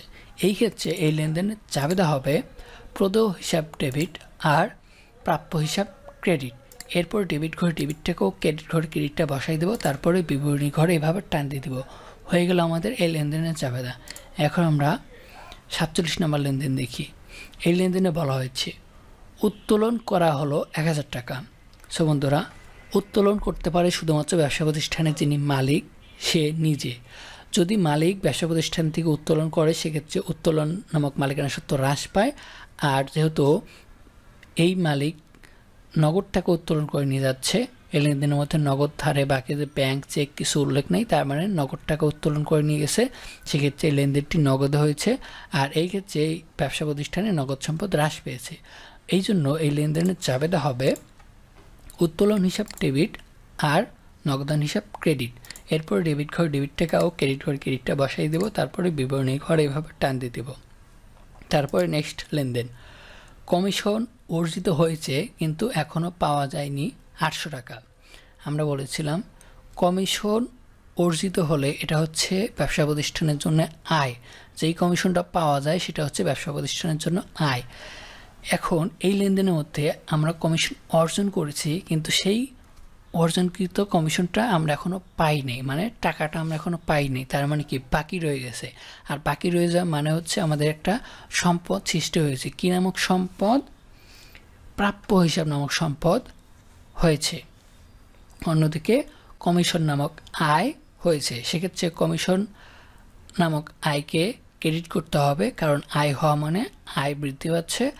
আর অন্যদিকে প্রাপ্য হিসাব নামক সম্পদ বৃদ্ধি পাচ্ছে। এই ক্ষেত্রে এই লেনদেনের চাবিদা হবে প্রাপ্য হিসাব ডেবিট আর কমিশন আয় হিসাব ক্রেডিট। এরপর ডেবিট ঘরে ডেবিট টাকাও ক্রেডিট ঘরে ক্রেডিটটা বসাই দেব। তারপরে নেক্সট লেনদেন। নেক্সট লেনদেনে বলা হয়েছে রনির নিকট থেকে ঋণ নিয়ে সরাসরি ব্যাংক জমা 5000 টাকা। তার মানে রনি একজন ব্যক্তি, তার কাছ থেকে ব্যবসা প্রতিষ্ঠান কি করছে? ঋণ নিয়েছে। ঋণ নিয়ে সেই ঋণের টাকা আমরা আবার আমাদের যে ব্যাংক অ্যাকাউন্ট আছে সেই ব্যাংক অ্যাকাউন্টে জমা দিছি। সেক্ষেত্রে আমাদের রনির ঋণ নামক দায় বৃদ্ধি পেয়েছে আর ব্যাংক নামক সম্পদ বৃদ্ধি পেয়েছে। সেক্ষেত্রে এই লেনদেনের চাবিদা হবে ব্যাংক হিসাব ডেবিট আর রনির ঋণ হিসাব ক্রেডিট। এরপর ডেবিট ঘর ডেবিট টাকাও ক্রেডিট ঘর ক্রেডিটটা বসাই দেবো, তারপরে বিবরণী ঘরে এভাবে টান দিয়ে দেবো। এরপরে 50 নম্বর লেনদেন কি বলেছে? 10% সরকারি সঞ্চয়পত্র ক্রয় 30,000 টাকা। সো বন্ধুরা, সঞ্চয়পত্র ক্রয় করা মানে হচ্ছে বিনিয়োগ করা। আর বিনিয়োগ করলে সেক্ষেত্রে বিনিয়োগ নামক সম্পদ সৃষ্টি হয়, কারণ বিনিয়োগ হচ্ছে ব্যবসা প্রতিষ্ঠানের জন্য একটা সম্পদ। তো যেহেতু সরকারি সঞ্চয়পত্র ক্রয় করা হচ্ছে, সেক্ষেত্রে বিনিয়োগ নামক সম্পদ বৃদ্ধি পাচ্ছে আর ব্যবসা প্রতিষ্ঠান থেকে নগদ সম্পদ চলে যাচ্ছে, মানে নগদ সম্পদ হ্রাস পাচ্ছে। এই ক্ষেত্রে এই লেনদেনের চাবিদা হবে 10% বিনিয়োগ হিসাব ডেবিট আর নগদান হিসাব ক্রেডিট। এরপরে ডেবিট ঘর ডেবিট টাকা ও ক্রেডিট ঘর ক্রেডিট টাকা বসাই দেব, তারপরে এভাবে টান দিয়ে দেব। এরপরে নেক্সট লেনদেন, বিনিয়োগের সুদ পাওয়া গেল 500 টাকা। সো বন্ধুরা, বিনিয়োগের সুদ এটা হচ্ছে ব্যবসা প্রতিষ্ঠানের জন্য আয়। উপরে আমরা বলেছি যে বিনিয়োগ হচ্ছে একটা সম্পদ, আর বিনিয়োগ করার উদ্দেশ্য কি? বিনিয়োগ করার উদ্দেশ্য হচ্ছে যে সেখান থেকে আমরা মুনাফা পাবো, অর্থাৎ সুদ পাবো। আর এই মুনাফা বা এই সুদটা হচ্ছে ব্যবসা প্রতিষ্ঠানের জন্য আয়। তো যেহেতু আমরা এখানে বিনিয়োগের সুদ পেয়েছি, সেক্ষেত্রে আমাদের ব্যবসা প্রতিষ্ঠানে বিনিয়োগের সুদ নামক আয় হয়েছে, অন্যদিকে ব্যবসা প্রতিষ্ঠানে নগদ সম্পদ বৃদ্ধি পেয়েছে। সেক্ষেত্রে এই লেনদেনের চাবিদা হবে নগদান হিসাব ডেবিট আর বিনিয়োগের সুদ হিসাব ক্রেডিট। এরপর ডেবিট ঘরে ডেবিট টাকা ও ক্রেডিট ঘরে ক্রেডিটটা বসাই দেবো, তারপরে এভাবে টান দিয়ে দেবো। এরপরে 52 নম্বর লেনদেনে বলা হয়েছে সঞ্চয়পত্র ভাঙানো হলো 3000 টাকা, সুদ সহ 33,000 টাকা। তার মানে আমরা একটা সঞ্চয়পত্র কিনেছিলাম, সেখান থেকে আমরা ৩,০০০ টাকা সুদ সহ ৩৩,০০০ টাকা পেয়েছি। তো সেক্ষেত্রে এই ৩৩,০০০ টাকার মধ্যে এই ৩,০০০ টাকা সুদ রয়েছে। তো এই সুদটা যদি আমরা বাদ দেই সেক্ষেত্রে আমরা বুঝতে পারি যে আমাদের যে সঞ্চয়পত্র ছিল, সেই সঞ্চয়পত্রটা ছিল কত টাকার। এই ৩৩,০০০ টাকার থেকে ৩,০০০ টাকা বাদ দিলে থাকে হচ্ছে ৩০,০০০ টাকা। এই ৩০,০০০ টাকাটাই ছিল হচ্ছে সঞ্চয়পত্রের মূল্য। তার মানে আমরা সঞ্চয়পত্র ক্রয় করলেই কি হয়, বিনিয়োগ হয়। সেক্ষেত্রে আমরা যেহেতু সঞ্চয়পত্র এখানে ভাঙিয়েছি, তার মানে বিনিয়োগ নামক সম্পদকে আমরা ভাঙিয়েছি। তো বিনিয়োগ নামক সম্পদকে ভাঙিয়ে আমরা ৩,০০০ টাকা সুদ সহ ৩৩,০০০ টাকা পেয়েছি। তো সুদ হচ্ছে ব্যবসা প্রতিষ্ঠানের জন্য আয়, সেটা কি নামক সুদ, বিনিয়োগের সুদ। আর এই বিনিয়োগ নামক যে সম্পদ, ৩০,০০০ টাকার বিনিয়োগ নামক যে সম্পদ ছিল, সেই সম্পদটা ভাঙানোর ফলে এই বিনিয়োগ নামক সম্পদটা হ্রাস পাবে। সেই ক্ষেত্রে আরও একটা ব্যাপার ঘটবে, আমরা টোটাল ৩৩,০০০ টাকা পেয়েছি। হ্যাঁ, এই সুদ সহ ৩,০০০ টাকা সুদ সহ টোটাল ৩৩,০০০ টাকা পেয়েছি। কিসের? নগদে পেয়েছি। সেক্ষেত্রে ব্যবসা প্রতিষ্ঠানে নগদ সম্পদ বৃদ্ধি পাবে। তাহলে এই লেনদেনের মধ্যে কিন্তু ৩টা হিসাব হবে। কি কি হিসাব দেখেন, সঞ্চয়পত্র ভাঙানো হলো ৩,০০০ টাকা সুদ সহ ৩৩,০০০ টাকা। তার মানে আমরা মোট নগদ ৩৩,০০০ টাকা ব্যবসা প্রতিষ্ঠানে নিয়ে এসেছি, মানে নগদ ৩৩,০০০ টাকা পেয়েছি। সেক্ষেত্রে নগদ ৩৩,০০০ টাকার সম্পদ ব্যবসা প্রতিষ্ঠানে বৃদ্ধি পেয়েছে। অন্যদিকে যেটা ঘটেছে সেটা হচ্ছে যে আমরা বিনিয়োগের সুদ নামক আয় অর্জন করেছি, আর বিনিয়োগ হিসাব নামক সম্পদকে ভাঙিয়েছি। সেক্ষেত্রে বিনিয়োগ নামক সম্পদ হ্রাস পেয়েছে। তাহলে এই 3টা হিসাব, নগদান হিসাব, বিনিয়োগ হিসাব আর বিনিয়োগের সুদ হিসাব। তো এই ক্ষেত্রে এই লেনদেনের চাপেদা হবে নগদান হিসাব ডেবিট, বিনিয়োগ হিসাব ক্রেডিট আর বিনিয়োগের সুদ হিসাব ক্রেডিট। কারণ নগদ সম্পদ বৃদ্ধি পেয়েছে তাই নগদ সম্পদকে ডেবিট করে দিয়েছি, আর বিনিয়োগ নামক সম্পদ হ্রাস পেয়েছে তাই বিনিয়োগ নামক সম্পদকে ক্রেডিট করে দিয়েছি, আর বিনিয়োগের সুদ নামক আয় হয়েছে তাই বিনিয়োগের সুদ নামক আয়কে ক্রেডিট করে দিয়েছি। এখন টাকার হিসাবটা কিভাবে বসবে দেখেন, আমরা যেহেতু নগদ ৩৩,০০০ টাকা পেয়েছি সেক্ষেত্রে নগদ সম্পদ বৃদ্ধি পেয়েছে তাই নগদ সম্পদকে আমরা ডেবিট করে দিয়েছি। এখন ডেবিটের সোজাসুজি নগদের সোজাসুজি ডেবিট ঘরে বসাই দেব ৩৩,০০০ টাকা। এরপরে এই ক্রেডিট ঘরে এই বিনিয়োগের সোজাসুজি বসাই দেব ৩০,০০০ টাকা, কারণ আমাদের এই ৩০,০০০ টাকার বিনিয়োগ সম্পদ চলে গেছে। এখন এই যে বিনিয়োগের সুদ হিসেবের ঘরে আমরা এই ক্রেডিট ঘরে সোজাসুজি বসাই দেব ৩,০০০ টাকা, কারণ হচ্ছে এই ৩,০০০ টাকা আমাদের সুদ অর্জিত হয়েছে। এখন একটা ব্যাপার দেখেন, এখানে এই ডেবিট ঘরে আমাদের যেই টাকার অঙ্ক আছে, ক্রেডিট ঘরে কিন্তু আমাদের সেই টাকার অঙ্কই আছে। আপনি যদি এই ডেবিট ঘর এবং ক্রেডিট ঘর টোটাল যোগ করেন দেখবেন যে দুইটা পাশ সমান হয়ে গেছে। যদি এই ডেবিট ক্রেডিট সমান না হয় তাহলে বুঝতে হবে যে আপনার অঙ্ক ভুল হয়েছে। চলে আমরা এখন নেক্সট লেনদেন দেখি। নেক্সট লেনদেন ৫৩ নম্বর লেনদেনে কি বলেছে? ৫৩ নম্বর লেনদেনে বলেছে বিনিয়োগের সুদ পাওনা হয়েছে কিন্তু এখনও আদায় হয়নি ১৬০০ টাকা। সো বিনিয়োগের সুদ ব্যবসা প্রতিষ্ঠানের জন্য আয়, এই আয়টা এখনও আদায় হয়নি, তার মানে আমরা এই আয়ের টাকাটা আমরা এখনও পাই নাই। সেক্ষেত্রে বিনিয়োগের সুদ নামক আয় হয়েছে, মানে বিনিয়োগের সুদ নামক আয় বৃদ্ধি পেয়েছে, আর এই টাকা আমরা এখনও আদায় করতে পারি নাই। সেই ক্ষেত্রে আমাদের একটি সম্পদ সৃষ্টি হয়েছে। কি নামক সম্পদ? বিনিয়োগের প্রাপ্য সুদ নামক সম্পদ সৃষ্টি হয়েছে, মানে বিনিয়োগের প্রাপ্য সুদ নামক সম্পদ বৃদ্ধি পেয়েছে। সেই ক্ষেত্রে এই লেনদেনের চাপেদা হবে বিনিয়োগের প্রাপ্য সুদ হিসাব ডেবিট আর বিনিয়োগের সুদ হিসাব ক্রেডিট। এরপরে ডেবিট ঘরে ডেবিট টাকা ও ক্রেডিট ঘরে ক্রেডিটটা বসাই দেবো, বিবরণী ঘরে এভাবে টানিয়ে দেব। তারপরে নেক্সট লেনদেন কি বলেছে?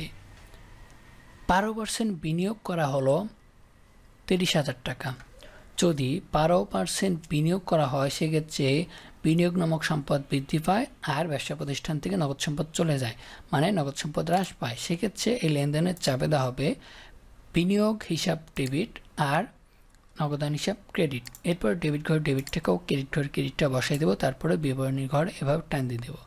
এরপর নেক্সট লেনদেন, ইয়াকুবকে ঋণ প্রদান 34,000 টাকা। যদি আমরা ইয়াকুবকে ঋণ প্রদান করি সেক্ষেত্রে আমাদের একটা সম্পদ সৃষ্টি হবে, কি নামক সম্পদ? প্রাপ্য ইয়াকুব নামক সম্পদ সৃষ্টি হবে আর ব্যবসা প্রতিষ্ঠান থেকে নগদ সম্পদ চলে যাবে। সেক্ষেত্রে প্রাপ্য ইয়াকুব নামক সম্পদ বৃদ্ধি পাবে আর ব্যবসা প্রতিষ্ঠান থেকে নগদ সম্পদ হ্রাস পাবে। তো এই জন্য এই লেনদেনের চাপেদা হবে প্রাপ্য ইয়াকুব হিসাব ডেবিট আর নগদান হিসাব ক্রেডিট। এরপর ডেবিট ঘর ডেবিট টাকা ও ক্রেডিট ঘর ক্রেডিটটা বসাই দেবো, তারপরে বিবরণী ঘর এইভাবে টান দিয়ে দেবো।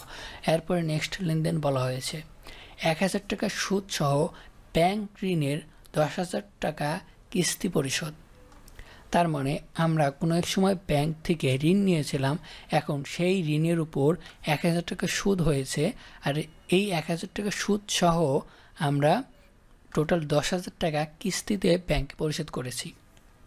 তার মানে এই 10,000 টাকার মধ্যেই এই 1,000 টাকা সুদ আছে। সেক্ষেত্রে আমরা যদি এই 10,000 টাকা থেকে 1,000 টাকা সুদ বাদ দেই তাহলে থাকে 9,000 টাকা। তার মানে আমরা ব্যাংক থেকে 9,000 টাকা ঋণ করেছিলাম, এখন সেই 9,000 টাকা ঋণের উপর 1,000 টাকা সুদ হয়েছে। এখন এই 1,000 টাকা আর ওই 9,000 টাকা সহ আমরা টোটাল 10,000 টাকা কিস্তিতে ব্যাংকে পরিশোধ করতেছি। সেক্ষেত্রে ব্যাংক ঋণ হ্রাস পাচ্ছে, যেহেতু আমরা ব্যাংক ঋণের টাকা পরিশোধ করতেছি, তো সেক্ষেত্রে ব্যাংক ঋণের টাকা কি হচ্ছে? ব্যাংক ঋণের দায় কমে যাচ্ছে।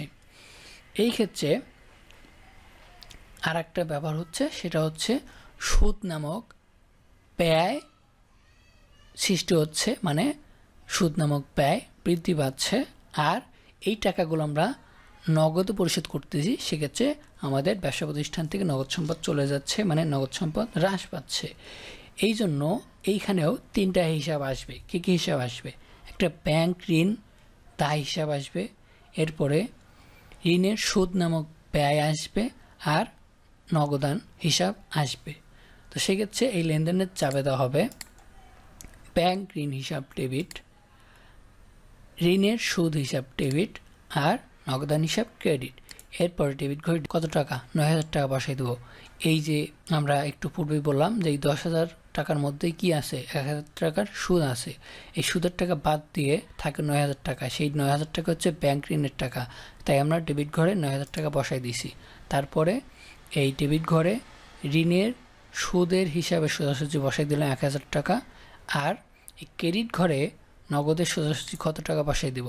10,000 টাকা, কারণ আমরা এই 10,000 টাকাই তো পরিশোধ করছি। সেক্ষেত্রে আমাদের ব্যবসা প্রতিষ্ঠান থেকে নগদ 10,000 টাকা হ্রাস পেয়েছে। তো এখানেও দেখেন এই 10,000 টাকা আর এই পাশে কিন্তু এই 9,000 আর এই 1,000 কত হলো? 10,000। আমাদের এই ডেবিট পাশ এবং ক্রেডিট পাশ কিন্তু সমান আছে। সমান না থাকলে কি হতো? অঙ্ক ভুল হতো। এখন আমরা নেক্সট লেনদেন দেখি।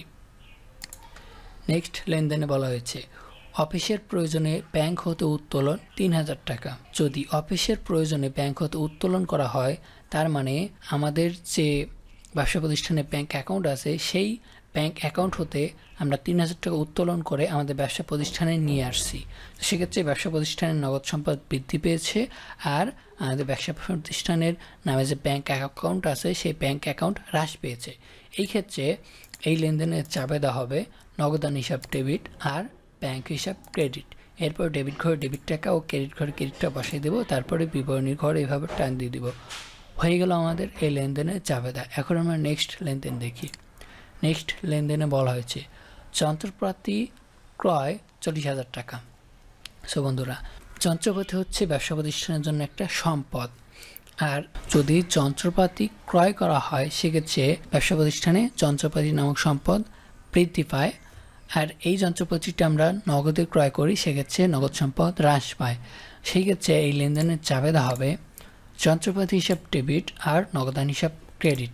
এরপর ডেবিট ঘর ডেবিট টাকা ও ক্রেডিট ঘর ক্রেডিটটা বসিয়ে দেবো, তারপরে বিবরণী ঘরে এভাবে টান দিয়ে দেবো। এরপরে 59 নম্বর লেনদেন কি বলা হয়েছে যন্ত্রপাতি সংস্থাপন ব্যয় 5,000 টাকা।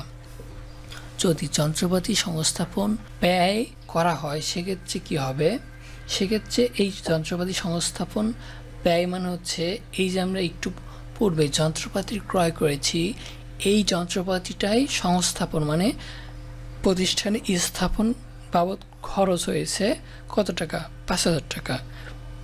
তো এই সংস্থাপন ব্যয়টাকে আমরা যন্ত্রপাতি হিসাবের মধ্যেই ধরে নেব, কারণ আমরা যন্ত্রপাতি ক্রয় করেছি, সেই যন্ত্রটাই আবার ব্যবসা প্রতিষ্ঠানে স্থাপন করার ক্ষেত্রে আমাদের ব্যয় হয়েছে। তো এই ক্ষেত্রে এই ব্যয়টাকেও আমরা যন্ত্রপাতির মধ্যে দিয়ে দেব, সেক্ষেত্রে এটাকে আমরা যন্ত্রপাতি হিসাব ধরব।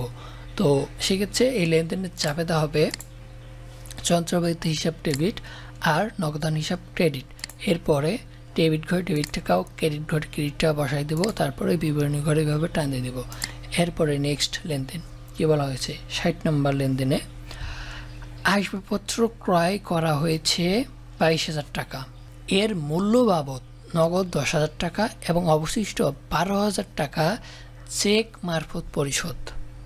তার মানে ব্যবসা প্রতিষ্ঠানের জন্য একটা আসবাবপত্র ক্রয় করা হয়েছে, সেই আসবাবপত্রের টাকা নগদ 10,000 টাকায় দিয়েছি এবং বাকি যে টাকা 12,000 টাকা, সেই 12,000 টাকা আমরা চেকের মাধ্যমে পরিশোধ করেছি।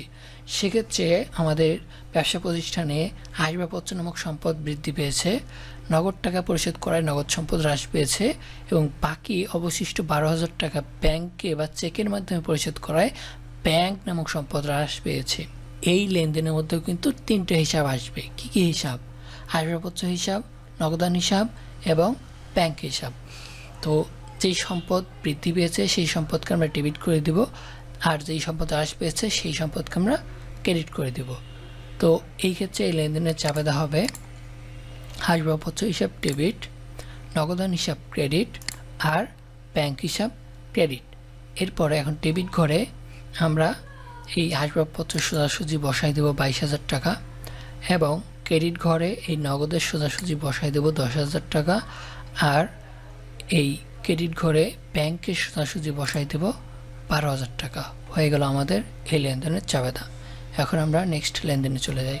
নেক্সট 61 নম্বর লেনদেন কি বলেছে, পণ্য ক্রয় করে প্রদেয় নোটে স্বীকৃতি প্রদান 7,000 টাকা। যদি পণ্য ক্রয় করে প্রদেয় নোটের মাধ্যমে স্বীকৃতি প্রদান করা হয় সেক্ষেত্রে ব্যবসা প্রতিষ্ঠানে ক্রয় নামক ব্যয় বৃদ্ধি পায় আর প্রদেয় নোট নামক দায় বৃদ্ধি পায়। আমরা জানি প্রদেয় নোট হচ্ছে একটি দায়। তো সেক্ষেত্রে এই লেনদেনের চাপেদা হবে ক্রয় হিসাব ডেবিট আর প্রদেয় নোট হিসাব ক্রেডিট। এরপর ডেবিট ঘরে ডেবিট টাকাও, ক্রেডিট ঘরে ক্রেডিটটা বসাই দেবো, তারপরে বিবরণী ঘরে এভাবে টানিয়ে দেবো। এরপরে 65 নম্বর লেনদেন, পুরাতন আসবাবপত্র বিক্রয় করে 6,000 টাকা পাওয়া গেল। সো বন্ধুরা, পুরাতন আসবাবপত্র বিক্রয় করে যদি 6,000 টাকা পাওয়া যায় সেক্ষেত্রে কি হয়, আমরা জানি আসবাবপত্র হচ্ছে ব্যবসা প্রতিষ্ঠানের জন্য একটা সম্পদ, আর এই সম্পদটা যখন পুরাতন হয়ে গেছে সেই সম্পদটাকে আমরা বিক্রয় করে দিয়েছি, তাহলে বিক্রয় করে দিলে এই সম্পদটা ব্যবসা প্রতিষ্ঠান থেকে চলে গেল, তার মানে এই আসবাবপত্র নামক সম্পদ হ্রাস পেল। অন্যদিকে এই সম্পদটা বিক্রয় করে আমরা 6,000 টাকা পেয়েছি, তার মানে নগদে পেয়েছি। তো সেক্ষেত্রে ব্যবসা প্রতিষ্ঠানে নগদ সম্পদ বৃদ্ধি পেয়েছে। তো এই ক্ষেত্রে আসবাবপত্র নামক সম্পদ হ্রাস পেয়েছে আর নগদ সম্পদ বৃদ্ধি পেয়েছে। তো সেক্ষেত্রে এই লেনদেনের চাপেদা কী হবে, এই ক্ষেত্রে এই লেনদেনের চাপেদা হবে নগদান হিসাব ডেবিট আর পুরাতন আসবাবপত্র হিসাব ক্রেডিট। এরপর ডেবিট ঘরে ডেবিট টাকা ও ক্রেডিট ঘরে ক্রেডিটটা বসাই দেবো, বিবরণী ঘরে এভাবে টান দিয়ে দিব। হয়ে গেল আমাদের আর একটি লেনদেনের চাপেদা। এখন আমরা নেক্সট লেনদেনে আসি। তো 63 নম্বর লেনদেনে বলা হচ্ছে নিপার নিকট হতে 2,800 টাকার চেক পেয়ে তখনই ব্যাংকে জমা। সো বন্ধুরা, যেহেতু এখানে বলা হচ্ছে যে নিপার নিকট হতে আমরা একটা চেক পেয়েছি এবং সেই চেক পেয়ে সাথে সাথে ব্যাংকে জমা দিয়েছি, এর মানে কি ব্যাপার ঘটেছে দেখেন। এর মানে হচ্ছে যে নিপার কাছ থেকে আমরা পূর্বে কোনো এক সময় টাকা পেতাম, অর্থাৎ নিপা আমাদের কাছে একটা সম্পদ ছিল। কি নামক সম্পদ? প্রাপ্য নিপা নামক একজন সম্পদ ছিল। এখন সে যখন তার এই টাকাটা আমাদেরকে দিয়ে দিচ্ছে, তার মানে এখন এই প্রাপ্য নিপা নামক সম্পদ হ্রাস পাচ্ছে। অন্যদিকে সে আমাদেরকে এই টাকাটা চেকের মাধ্যমে দিয়েছে আর আমরা সেই চেকটা আমাদের ব্যাংকে জমা দিয়েছি। তাহলে কি হচ্ছে, আমাদের ব্যাংক নামক সম্পদ বৃদ্ধি পাচ্ছে। একদিকে প্রাপ্য নিপা নামক সম্পদ হ্রাস পাচ্ছে, অন্যদিকে ব্যাংক নামক সম্পদ বৃদ্ধি পাচ্ছে। সেই ক্ষেত্রে এই লেনদেনের জাবেদা কী হবে? এই ক্ষেত্রে এই লেনদেনের জাবেদা হবে ব্যাংক হিসাব ডেবিট আর প্রাপ্য নিপা হিসাব ক্রেডিট। এরপর ডেবিটের ঘরে ডেবিট টাকা ও ক্রেডিটের ঘরে ক্রেডিট টাকা বসিয়ে দেবো, তারপরে বিবরণীর ঘরে এভাবে টান দিয়ে দেবো। এরপরে নেক্সটে কি বলা হয়েছে দেখেন, বেতন ৮,০০০ টাকা নগদে এবং বিমা সালামি ২,৪০০ টাকা চেকে পরিশোধ। তো যদি বেতন ৮,০০০ টাকা নগদে পরিশোধ করা হয় সেক্ষেত্রে বেতন নামক ব্যয় বৃদ্ধি পায় আর নগদ সম্পদ হ্রাস পায়। এবং এই লেনদেনের মধ্যে আবার বলা হয়েছে যে বিমা সেলামের টাকাও পরিশোধ করা হয়েছে, সেটা কিসের মাধ্যমে? চেকের মাধ্যমে। সেক্ষেত্রে বিমা সেলামি হচ্ছে ব্যবসা প্রতিষ্ঠানের জন্য ব্যয়, আর চেকের মাধ্যমে পরিশোধ করায় ব্যাংক নামক সম্পদ হ্রাস পায়। সেক্ষেত্রে এই লেনদেনের মধ্যে এখন আবার 4টা হিসাব আসবে। কী কী হিসাব হবে? বেতন হিসাব, বিমা সেলামি হিসাব, নগদান হিসাব আর ব্যাংক হিসাব। তো আমরা এখন এই লেনদেনের জাবেদাটা করি। এই লেনদেনের জাবেদা হবে বেতন হিসাব ডেবিট, কারণ বেতন নামক ব্যয় বৃদ্ধি পাচ্ছে। এরপর বিমা সেলামি নামক হিসাবকে আমরা ডেবিট করে দেব, কারণ বিমা সেলামি হিসাব নামক ব্যয় বৃদ্ধি পাচ্ছে, তাই বিমা সেলামি হিসাবকে আমরা ডেবিট করে দিলাম। এখন নগদান হিসাবকে ক্রেডিট করে দেব, কারণ আমরা এই বেতনের টাকা নগদে পরিশোধ করে দিয়েছি, তাই নগদান হিসাবকে ক্রেডিট করে দিলাম।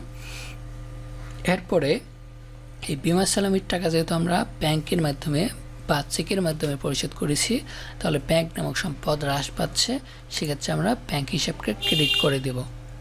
এরপর ডেবিট করে ডেবিট টাকা এই যে বেতনের পাশাপাশি বসাই দেব ৮,০০০ টাকা, এবং এই যে ডেবিট ঘরে আবার বিমা সালামির সোজাসুজি বসাই দেব ২,৪০০ টাকা। এরপরে ক্রেডিট ঘরে নগদের সোজাসুজি বসাই দেব ৮,০০০ টাকা।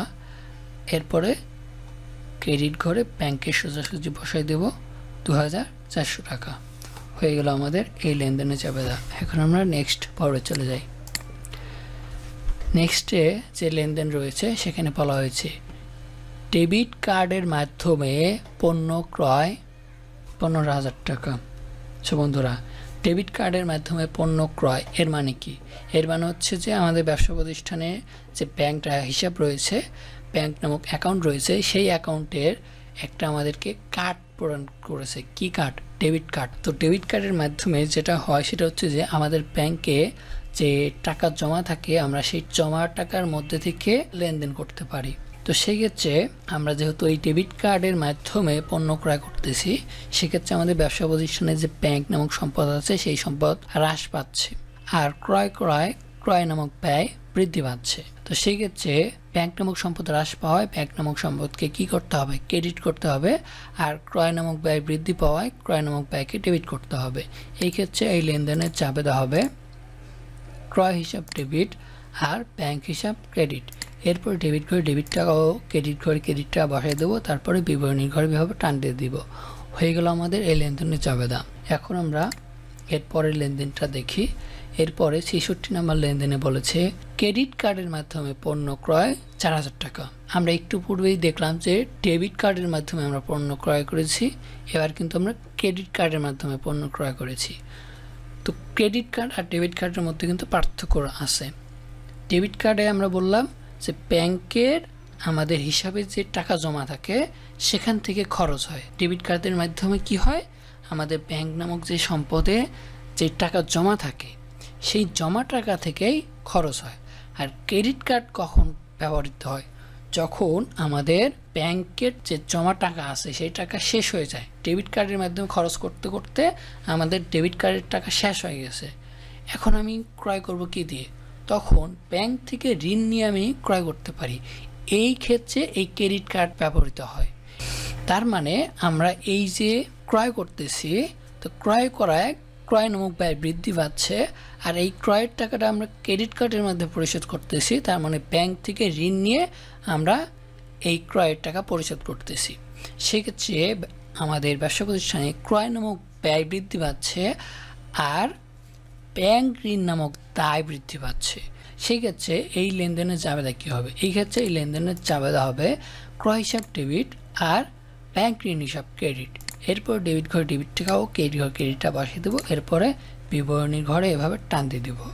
এখন আমি আপনাদের একটা কথা বলি, অনেকেই এই ক্রেডিট কার্ডের মাধ্যমে পণ্য ক্রয় করার যে হিসাবটা, এটাকে তারা বোঝায় এরকম যে ক্রয় করলে ক্রয় নামক ব্যয় বৃদ্ধি পাচ্ছে। এই ব্যাপারটা ঠিক আছে, কিন্তু এখানে যে ব্যাংক ঋণ আসবে অনেকে এটা মানতে নারাজ। এর কারণটা হচ্ছে যে তারা বলতেছে যে আমি ক্রেডিট কার্ডের মাধ্যমে টাকা পরিশোধ করতেছি, কিন্তু এই টাকাটা তো নগদে পরিশোধ করে দিচ্ছি, তাই না?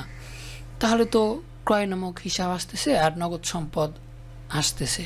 ব্যাপারটা কিন্তু এরকম না। ব্যাপারটা হচ্ছে যে ক্রেডিট কার্ডের মাধ্যমে ক্রয় করায় ব্যাংক ঋণ নিয়ে আমরা টাকাটা পরিশোধ করতেছি, তাহলে এখানে ক্রয় হিসাবও আসতেছে আবার একটা দায় হিসাব আসতেছে।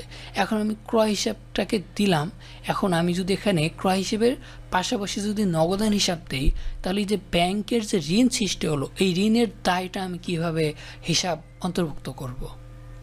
সেক্ষেত্রে আমরা এখানে দুইটা জাবেদা দিতে পারি, ক্রয় হিসাব ডেবিট, নগদান হিসাব ক্রেডিট, আর ব্যাংক ঋণের হিসাবটা আবার আমাদেরকে আলাদাভাবে দিতে হবে। তো আমরা এত ঝামেলা না করে এইভাবেই হিসাবটা করব, ক্রয় হিসাব ডেবিট আর ব্যাংক ঋণ হিসাব ক্রেডিট এরকম করে দিবেন, তাহলেই ব্যাপারটা ভালো হয়। তো আমাদের এই লেনদেনের জাবেদাটিও হয়ে গেল। এখন আমরা নেক্সট লেনদেনে আসি। নেক্সট লেনদেনে কি বলেছে? আয়কর প্রদান করা হলো 1000 টাকা। সো বন্ধুরা, আয়কর যদি প্রদান করা হয় সেক্ষেত্রে কি হয় দেখেন। আয়কর কে প্রদান করে? আয়কর প্রদান করতে হচ্ছে ব্যবসা প্রতিষ্ঠানের মালিককে। ব্যবসা প্রতিষ্ঠানে কিন্তু কোনো আয় নাই, আর এই ব্যবসা প্রতিষ্ঠানের কিন্তু কোনো আয়করও নাই। আয়কর দিতে হয় প্রতিষ্ঠানের যিনি মালিক তাকে। আর এই আয়করের টাকা যদি ব্যবসা প্রতিষ্ঠান থেকে দেওয়া হয় সেক্ষেত্রে ব্যবসা প্রতিষ্ঠান থেকে মালিকানা সত্ত্ব হ্রাস পায় আর নগদ সম্পদও হ্রাস পায়। এই ক্ষেত্রে এখানে একটা উত্তোলন হিসাব আসবে, অর্থাৎ উত্তোলন নামক মালিকানা সত্ত্ব হ্রাস পাবে আর নগদ সম্পদ হ্রাস পাবে।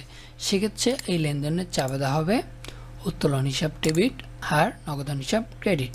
এরপরে ডেবিট ঘরে ডেবিট টাকা ও ক্রেডিট ঘরে ক্রেডিটটা বসাই দেবো, তারপর এইভাবে টান দিয়ে দেবো।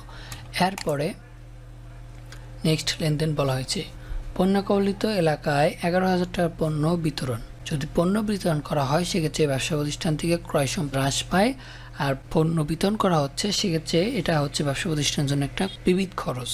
সেক্ষেত্রে এই লেনদেনের জাবেদা হবে বিবিধ খরচ হিসাব ডেবিট আর ক্রয় হিসাব ক্রেডিট। এরপরে ডেবিট ঘরে ডেবিট টাকা ও ক্রেডিট ঘরে ক্রেডিটটা বসাই দিব। তারপর নেক্সট পর্বে চলে যাই। নেক্সট পর্বে 69 নম্বর লেনদেনে বলা হয়েছে সোনালী ব্যাংকে জমা দেওয়া হলো 30,000 টাকা। যদি সোনালী ব্যাংকে 30,000 টাকা জমা দেওয়া হয় সেক্ষেত্রে ব্যবসা প্রতিষ্ঠান থেকে নগদ সম্পদ চলে যায় আর আমাদের সোনালী ব্যাংক নামক সম্পদ বৃদ্ধি পায়। সেক্ষেত্রে এই লেনদেনের জাবেদা হয় সোনালী ব্যাংক হিসাব ডেবিট আর নগদান হিসাব ক্রেডিট। এরপর ডেবিট ঘরে ডেবিট টাকা ও ক্রেডিট ঘরে ক্রেডিট টাকা বসিয়ে দিলাম, তারপরে বিবরণী ঘরে এভাবে টান দিয়ে দিলাম। হয়ে গেল আমাদের 69 নম্বর লেনদেনের জাবেদা। এখন আমরা 70 নম্বর লেনদেনে করি। 70 নম্বর লেনদেনে বলা হয়েছে সেলিমের নিকট পণ্য নগদে বিক্রয় 500 টাকা।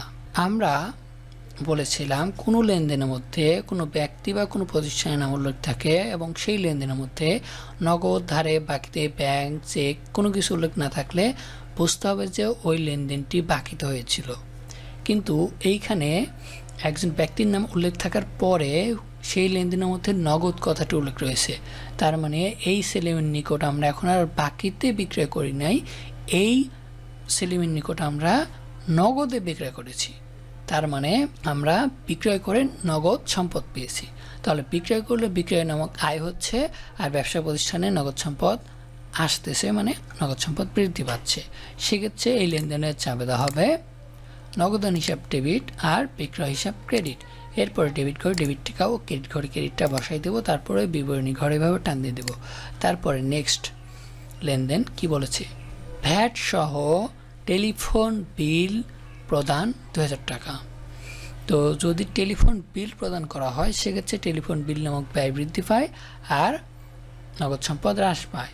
সেক্ষেত্রে এই লেনদেনের চাপেদা হবে টেলিফোন বিল হিসাব ডেবিট আর নগদান হিসাব ক্রেডিট। এরপরে ডেবিট ঘরে ডেবিট টাকা ও ক্রেডিট ঘরে ক্রেডিটটা বসিয়ে দেবো, তারপরে বিবরণী ঘরে এভাবে টান দিয়ে দেবো। সো বন্ধুরা, আপনাদেরকে কিছু কথা বলতে চাই। যদি আমাদের এই ভিডিওগুলো আপনাদের ভালো লেগে থাকে অবশ্যই আপনার বন্ধুদের মাঝে শেয়ার করবেন যারা চাপেদায় খুবই দুর্বল বা চাপেদা পারে না। তাদের কাছে যদি আপনারা এই ভিডিওগুলো শেয়ার করেন সেক্ষেত্রে তারা কিন্তু অনেক উপকৃত হবে। এখন আমরা নেক্সট লেনদেনে চলে যাই। নেক্সট লেনদেনে বলা হয়েছে ডক চার্জ পরিশোধ 1000 টাকা। সো ডক চার্জ এটা হচ্ছে ব্যবসা প্রতিষ্ঠানের জন্য একটা ব্যয়। তো এই ডক চার্জ পরিশোধ করলে ব্যবসা প্রতিষ্ঠান থেকে ডক চার্জ নামক ব্যয় বৃদ্ধি পায় আর ব্যবসা প্রতিষ্ঠান থেকে নগদ সম্পদ চলে যায়, মানে নগদ সম্পদ হ্রাস পায়। সেক্ষেত্রে এই লেনদেনের চাপেদা হবে ডক চার্জ হিসাব ডেবিট আর ব্যাংক হিসাব ক্রেডিট। এরপরে ডেবিট ঘর ডেবিট টাকাও ক্রেডিট ঘর ক্রেডিটটা বসাই দেবো, তারপরে নেক্সট পর্বে চলে যাই। নেক্সট পর্ব কি বলা হয়েছে 73 নম্বর লেনদেনে বলেছে নগদ 1 লক্ষ টাকা, ব্যাংক জমা 50,000 টাকা, যন্ত্রপাতি 2 লক্ষ টাকা নিয়ে ব্যবসা শুরু করা হলো। সো বন্ধুরা, আমরা বলেছিলাম যখনই ব্যবসা শুরু করা হয় সেক্ষেত্রে ব্যবসা প্রতিষ্ঠানে মূলধন নামক মালিকানা সত্ত্ব আসে। যেহেতু এই লেনদেনের মধ্যে নগদ টাকা, ব্যাংক জমার টাকা এবং যন্ত্রপাতি নিয়ে ব্যবসা শুরু করা হচ্ছে, সেক্ষেত্রে ব্যবসা প্রতিষ্ঠানে নগদ সম্পদ, ব্যাংক জমার সম্পদ এবং যন্ত্রপাতি নামক সম্পদ আসতেছে, মানে এই সম্পদগুলো বৃদ্ধি পাচ্ছে। আর এই সম্পদগুলো নিয়ে যেহেতু ব্যবসা শুরু করা হচ্ছে সেক্ষেত্রে ব্যবসা প্রতিষ্ঠানে মূলধন নামক মালিকানা সত্ত্ব বৃদ্ধি পাচ্ছে। সেক্ষেত্রে এই লেনদেনের মধ্যে 4টা হিসাব আসবে। কী কী হিসাব? নগদান হিসাব, ব্যাংক জমা হিসাব, যন্ত্রপাতি হিসাব এবং মূলধন নামক মালিকানা সত্ত্ব হিসাব আসবে। তো এই ক্ষেত্রে এই লেনদেনের চাপেদা হবে নগদান হিসাব ডেবিট, ব্যাংক জমা হিসাব ডেবিট আর যন্ত্রপাতি হিসাব ডেবিট। এরপরে মূলধন হিসাব ক্রেডিট। এখন আমরা ডেবিট ঘরে এই নগদের সোজাসুজি বসাই দেবো 1 লক্ষ টাকা, ব্যাংক জমার সোজাসুজি বসাই দেবো 50,000 টাকা আর যন্ত্রপাতি সোজাসুজি ডেবিট ঘরে বসাই দেব 2 লক্ষ টাকা। এখন এই সবগুলো যোগ করে যেইটা হবে সেইটা আমরা ক্রেডিট ঘরে মূলধনের সোজাসুজি বসাই দেব কত টাকা? 3,50,000 টাকা। তো আমাদের এই লেনদেনের চাপেদাটিও হয়ে গেল। এখন আমরা বিবরণী ঘরে এভাবে টান দিয়ে দেব। এরপরে আমরা নেক্সট পর্বে চলে আসি। নেক্সট লেনদেনে বলেছে অফিস সরঞ্জাম ক্রয় 25,000 টাকা। তো অফিস সরঞ্জাম এটা হচ্ছে ব্যবসা প্রতিষ্ঠানের জন্য সম্পদ, আর এটা যেহেতু নগদে ক্রয় করা হচ্ছে সেক্ষেত্রে নগদ সম্পদ হ্রাস পাচ্ছে। তো এই ক্ষেত্রে এই লেনদেনের চাপেদা হবে অফিস সরঞ্জাম হিসাব ডেবিট আর নগদান হিসাব ক্রেডিট। এরপরে ডেবিট করে ডেবিট টাকা ও ক্রেডিট করে ক্রেডিটটা বসাই দেবো, তারপরে এভাবে টান দিয়ে দেবো। হয়ে গেল আমাদের এই লেনদেনের চাপেদা। এখন আমরা 75 নম্বর লেনদেনে চলে আসি। 75 নম্বর লেনদেনে বলেছে স্টিলের আলমারি ক্রয় 11,000 টাকা। আলমারি এটা হচ্ছে ব্যবসা প্রতিষ্ঠানের জন্য একটা সম্পদ, আর এই আলমারিটা ক্রয় করায় ব্যবসা প্রতিষ্ঠানে আলমারি নামক সম্পদ বৃদ্ধি পাচ্ছে আর নগদ সম্পদ চলে যাচ্ছে, মানে নগদ সম্পদ হ্রাস পাচ্ছে। সেই ক্ষেত্রে এই লেনদেনের চাপেদা হবে আলমারি হিসাব ডেবিট আর নগদান হিসাব ক্রেডিট। এরপরে ডেবিট ঘরে ডেবিট টাকা ও ক্রেডিট ঘরে ক্রেডিট টাকা বসাই দেব। তারপরে নেক্সট লেনদেন। নেক্সট লেনদেনে বলা হয়েছে ব্যাংক থেকে ঋণ নিয়ে মূলধন স্বরূপ আনয়ন 50,000 টাকা। সো ব্যাংক থেকে ঋণ নিয়ে যদি মূলধন স্বরূপ আনয়ন করা হয় সেক্ষেত্রে ব্যবসা প্রতিষ্ঠানে মূলধন নামক মালিকানা সত্ত্ব বৃদ্ধি পায় আর নগদ সম্পদ বৃদ্ধি পায়। সেক্ষেত্রে এই লেনদেনের চাপেদা হবে নগদান হিসাব ডেবিট আর মূলধন হিসাব ক্রেডিট। এরপরে ডেবিট ঘরে ডেবিট টাকা ও ক্রেডিট ঘরে ক্রেডিটটা বসাই দেব, তারপরে বিবরণী ঘরে এভাবে টান দিয়ে দেব। হয়ে গেল আমাদের এই লেনদেনের চাপেদা। তারপরে যে লেনদেন রয়েছে সেখানে বলা হয়েছে ঋণ গ্রহণ 8,000 টাকা। সো ঋণ গ্রহণ এটা হচ্ছে ব্যবসা প্রতিষ্ঠানের জন্য দায়। তো সেক্ষেত্রে ব্যবসা প্রতিষ্ঠানের ঋণ নামক দায় বৃদ্ধি পেয়েছে আর এই ঋণের টাকাটা নগদে নেওয়া হয়েছে, সেক্ষেত্রে ব্যবসা প্রতিষ্ঠানের নগদ সম্পদ বৃদ্ধি পেয়েছে। এই ক্ষেত্রে এই লেনদেনের চাপেদা হবে নগদান হিসাব ডেবিট আর ঋণ হিসাব ক্রেডিট। এরপরে ডেবিট করে ডেবিট টাকা ও ক্রেডিট করে ক্রেডিটটা বসাই দেবো, তারপরে বিবরণী ঘরে এভাবে টান দিয়ে দেবো। তারপরে নেক্সট লেনদেন বলা হয়েছে শেয়ারের উপর লভ্যাংশ প্রাপ্তি 2000 টাকা। যদি শেয়ারের উপর লভ্যাংশ প্রাপ্তি হয় সেক্ষেত্রে প্রাপ্ত লভ্যাংশ নামক আয় বৃদ্ধি পায়। আর এই শেয়ারের লভ্যাংশটা সাধারণত ব্যাংকের মাধ্যমে পাওয়া হয়, তার মানে এই শেয়ারের লভ্যাংশটা আমাদের ব্যাংকে জমা হয়, সেক্ষেত্রে আমাদের ব্যবসা প্রতিষ্ঠানে ব্যাংক নামক সম্পদ বৃদ্ধি পায়। তো এই ক্ষেত্রে আমরা এই চাবেদাটা কীভাবে দিব? এই ক্ষেত্রে এই লেনদেনের চাবেদা হবে ব্যাংক হিসাব ডেবিট আর প্রাপ্ত লভ্যাংশ হিসাব ক্রেডিট। এরপরে ডেবিট ঘরে ডেবিট টাকা ও ক্রেডিট ঘরে ক্রেডিটটা বসাই দেবো, এরপরে বিবরণী ঘরে এভাবে টান দিয়ে দেবো। সো এখানে আপনাদের প্রশ্ন আসতে পারে যে এখানে আমরা নগদ না লিখে ব্যাংক কেন লিখলাম? সাধারণত শেয়ারের যে লভ্যাংশটা এটা ব্যাংকের মাধ্যমে পাওয়া হয়, এখানে আপনারা ব্যাংক হিসেবে লিখতে পারেন, আবার নগদান হিসাব লিখলেও যে ভুল হবে তা না, দুইটাই লিখতে পারেন, তবে ব্যাংক হিসাব লেখাটাই উত্তম, কারণ শেয়ারের লভ্যাংশ যেহেতু আমরা ব্যাংকের মাধ্যমে পাই সেক্ষেত্রে ব্যাংক নামক সম্পদ বৃদ্ধি পায়। এরপরে নেক্সট লেনদেন 79 নম্বর লেনদেন কি বলেছে? বাকিতে মাল ক্রয় করা হলো 3000 টাকা। যদি বাকিতে মাল ক্রয় করা হয় সেক্ষেত্রে ক্রয় নামক ব্যয় বৃদ্ধি পায়, আর বাকিতে ক্রয় করায় দায় বৃদ্ধি পায়। সেক্ষেত্রে এই লেনদেনের চাপেদা হয় ক্রয় হিসাব ডেবিট আর পাওনাদার হিসাব ক্রেডিট। এরপরে ডেবিট ঘরে ডেবিট টাকা ও ক্রেডিট ঘরে ক্রেডিট টাকা বসিয়ে দিব। হয়ে গেল আমাদের আর একটা লেনদেনের চাপেদা। এখন আমরা নেক্সট পর্বে চলে যাই। নেক্সট পর্বে 80 নম্বর লেনদেনে বলা হয়েছে মালিক তার পকেট থেকে ম্যানেজারের বেতন দেন 5000 টাকা। যদি মালিক তার পকেট থেকে ম্যানেজারের বেতন দেন সেক্ষেত্রে বেতন নামক ব্যয় বৃদ্ধি পায়, আর যেহেতু এই বেতনের টাকাটা ব্যবসা প্রতিষ্ঠান থেকে না দিয়ে মালিক তার পকেট থেকে দিচ্ছেন সেক্ষেত্রে এই টাকাটা ব্যবসায় প্রতিষ্ঠানে অতিরিক্ত মূলধন স্বরূপ আসবে। সেক্ষেত্রে এই লেনদেনের চাবেদা হবে বেতন হিসাব ডেবিট আর অতিরিক্ত মূলধন হিসাব ক্রেডিট। এরপরে ডেবিট ঘরে ডেবিট টাকা ও ক্রেডিট ঘরে ক্রেডিটটা বসিয়ে দিব, তারপরে এভাবে টান দিয়ে দিব। এরপরে নেক্সট পর্বে চলে আসবো। নেক্সট পর্বে 81 নম্বরে বলা হয়েছে পাওনাদারকে পরিশোধ 4000 টাকা। সো পাওনাদারকে যদি আমরা 4000 টাকা পরিশোধ করে দেই সেক্ষেত্রে কী হবে? পাওনাদার হচ্ছে ব্যবসা প্রতিষ্ঠানের জন্য দায়, আর এই দায়ের টাকা পরিশোধ করে দিলেই ব্যবসা প্রতিষ্ঠানের দায় কমে যাবে, মানে দায় হ্রাস পাবে। সেক্ষেত্রে পাওনাদার নামক দায় হ্রাস পাবে আর ব্যবসা প্রতিষ্ঠান থেকে নগদ সম্পদ চলে যাবে, মানে নগদ সম্পদ হ্রাস পাবে। এই ক্ষেত্রে এই লেনদেনের চাবেদা হবে পাওনাদার হিসাব ডেবিট আর নগদান হিসাব ক্রেডিট। এরপরে ডেবিট ঘরে ডেবিট টাকা ও ক্রেডিট ঘরে ক্রেডিট টাকা বসিয়ে দিব, তারপরে বিবরণীর ঘরে এভাবে টান দিয়ে দেবো। এরপরে 82 নম্বর লেনদেনে বলা হয়েছে দেনাদারের নিকট থেকে পাওয়া গেল 6000 টাকা। যদি দেনাদারের নিকট থেকে 6000 টাকা পাওয়া যায় সেক্ষেত্রে দেনাদার নামক সম্পদ হ্রাস পায় আর ব্যবসা প্রতিষ্ঠানে নগদ সম্পদ বৃদ্ধি পায়। সেক্ষেত্রে এই লেনদেনের চাবেদা হবে নগদান হিসাব ডেবিট আর দেনাদার হিসাব ক্রেডিট। এরপরে ডেবিট ঘরে ডেবিট টাকা ও ক্রেডিট ঘরে ক্রেডিটটা বসিয়ে দেবো, তারপরে বিবরণী ঘরে এভাবে টান দিয়ে দেবো। হয়ে গেল আমাদের 82 নম্বর লেনদেনের চাবেদা। এরপরে 83 নম্বর লেনদেনে বলা হয়েছে অতিরিক্ত মূলধন সরবরাহ 50000 টাকা। অতিরিক্ত মূলধন যদি ব্যবসা প্রতিষ্ঠানে সরবরাহ করা হয় সেক্ষেত্রে ব্যবসা প্রতিষ্ঠানে অতিরিক্ত মূলধন নামক মালিকানা সত্ত্ব বৃদ্ধি পায় আর নগদ সম্পদ বৃদ্ধি পায়। সেক্ষেত্রে এই লেনদেনের চাবেদা হবে নগদান হিসাব ডেবিট আর অতিরিক্ত মূলধন হিসাব ক্রেডিট। এরপর ডেবিট ঘরে ডেবিট টাকা ও ক্রেডিট ঘরে ক্রেডিটটা বসিয়ে দিব, তারপরে নেক্সট পর্বে চলে যাই। নেক্সট পর্বে 84 নম্বর লেনদেনে বলা হয়েছে বিক্রয়ের উদ্দেশ্যে আসবাবপত্র ক্রয় 35,000 টাকা।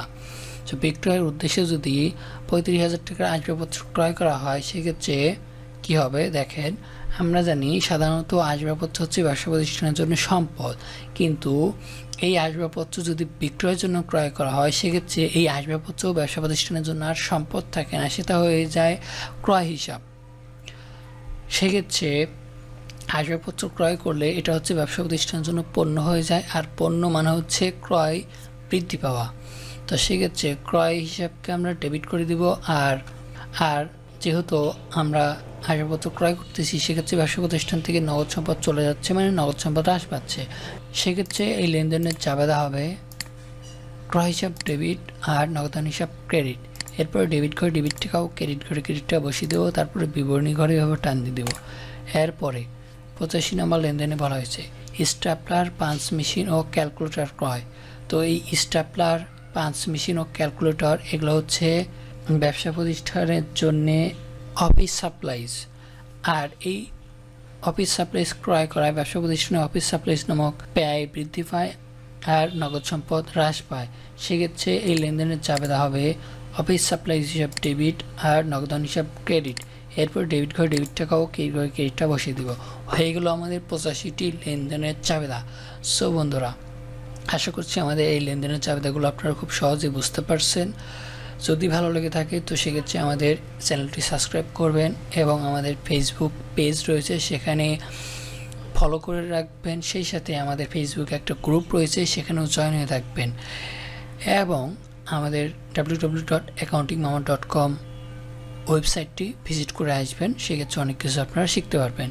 তো সকলে ভালো থাকবেন, সুস্থ থাকবেন। আল্লাহ হাফেজ।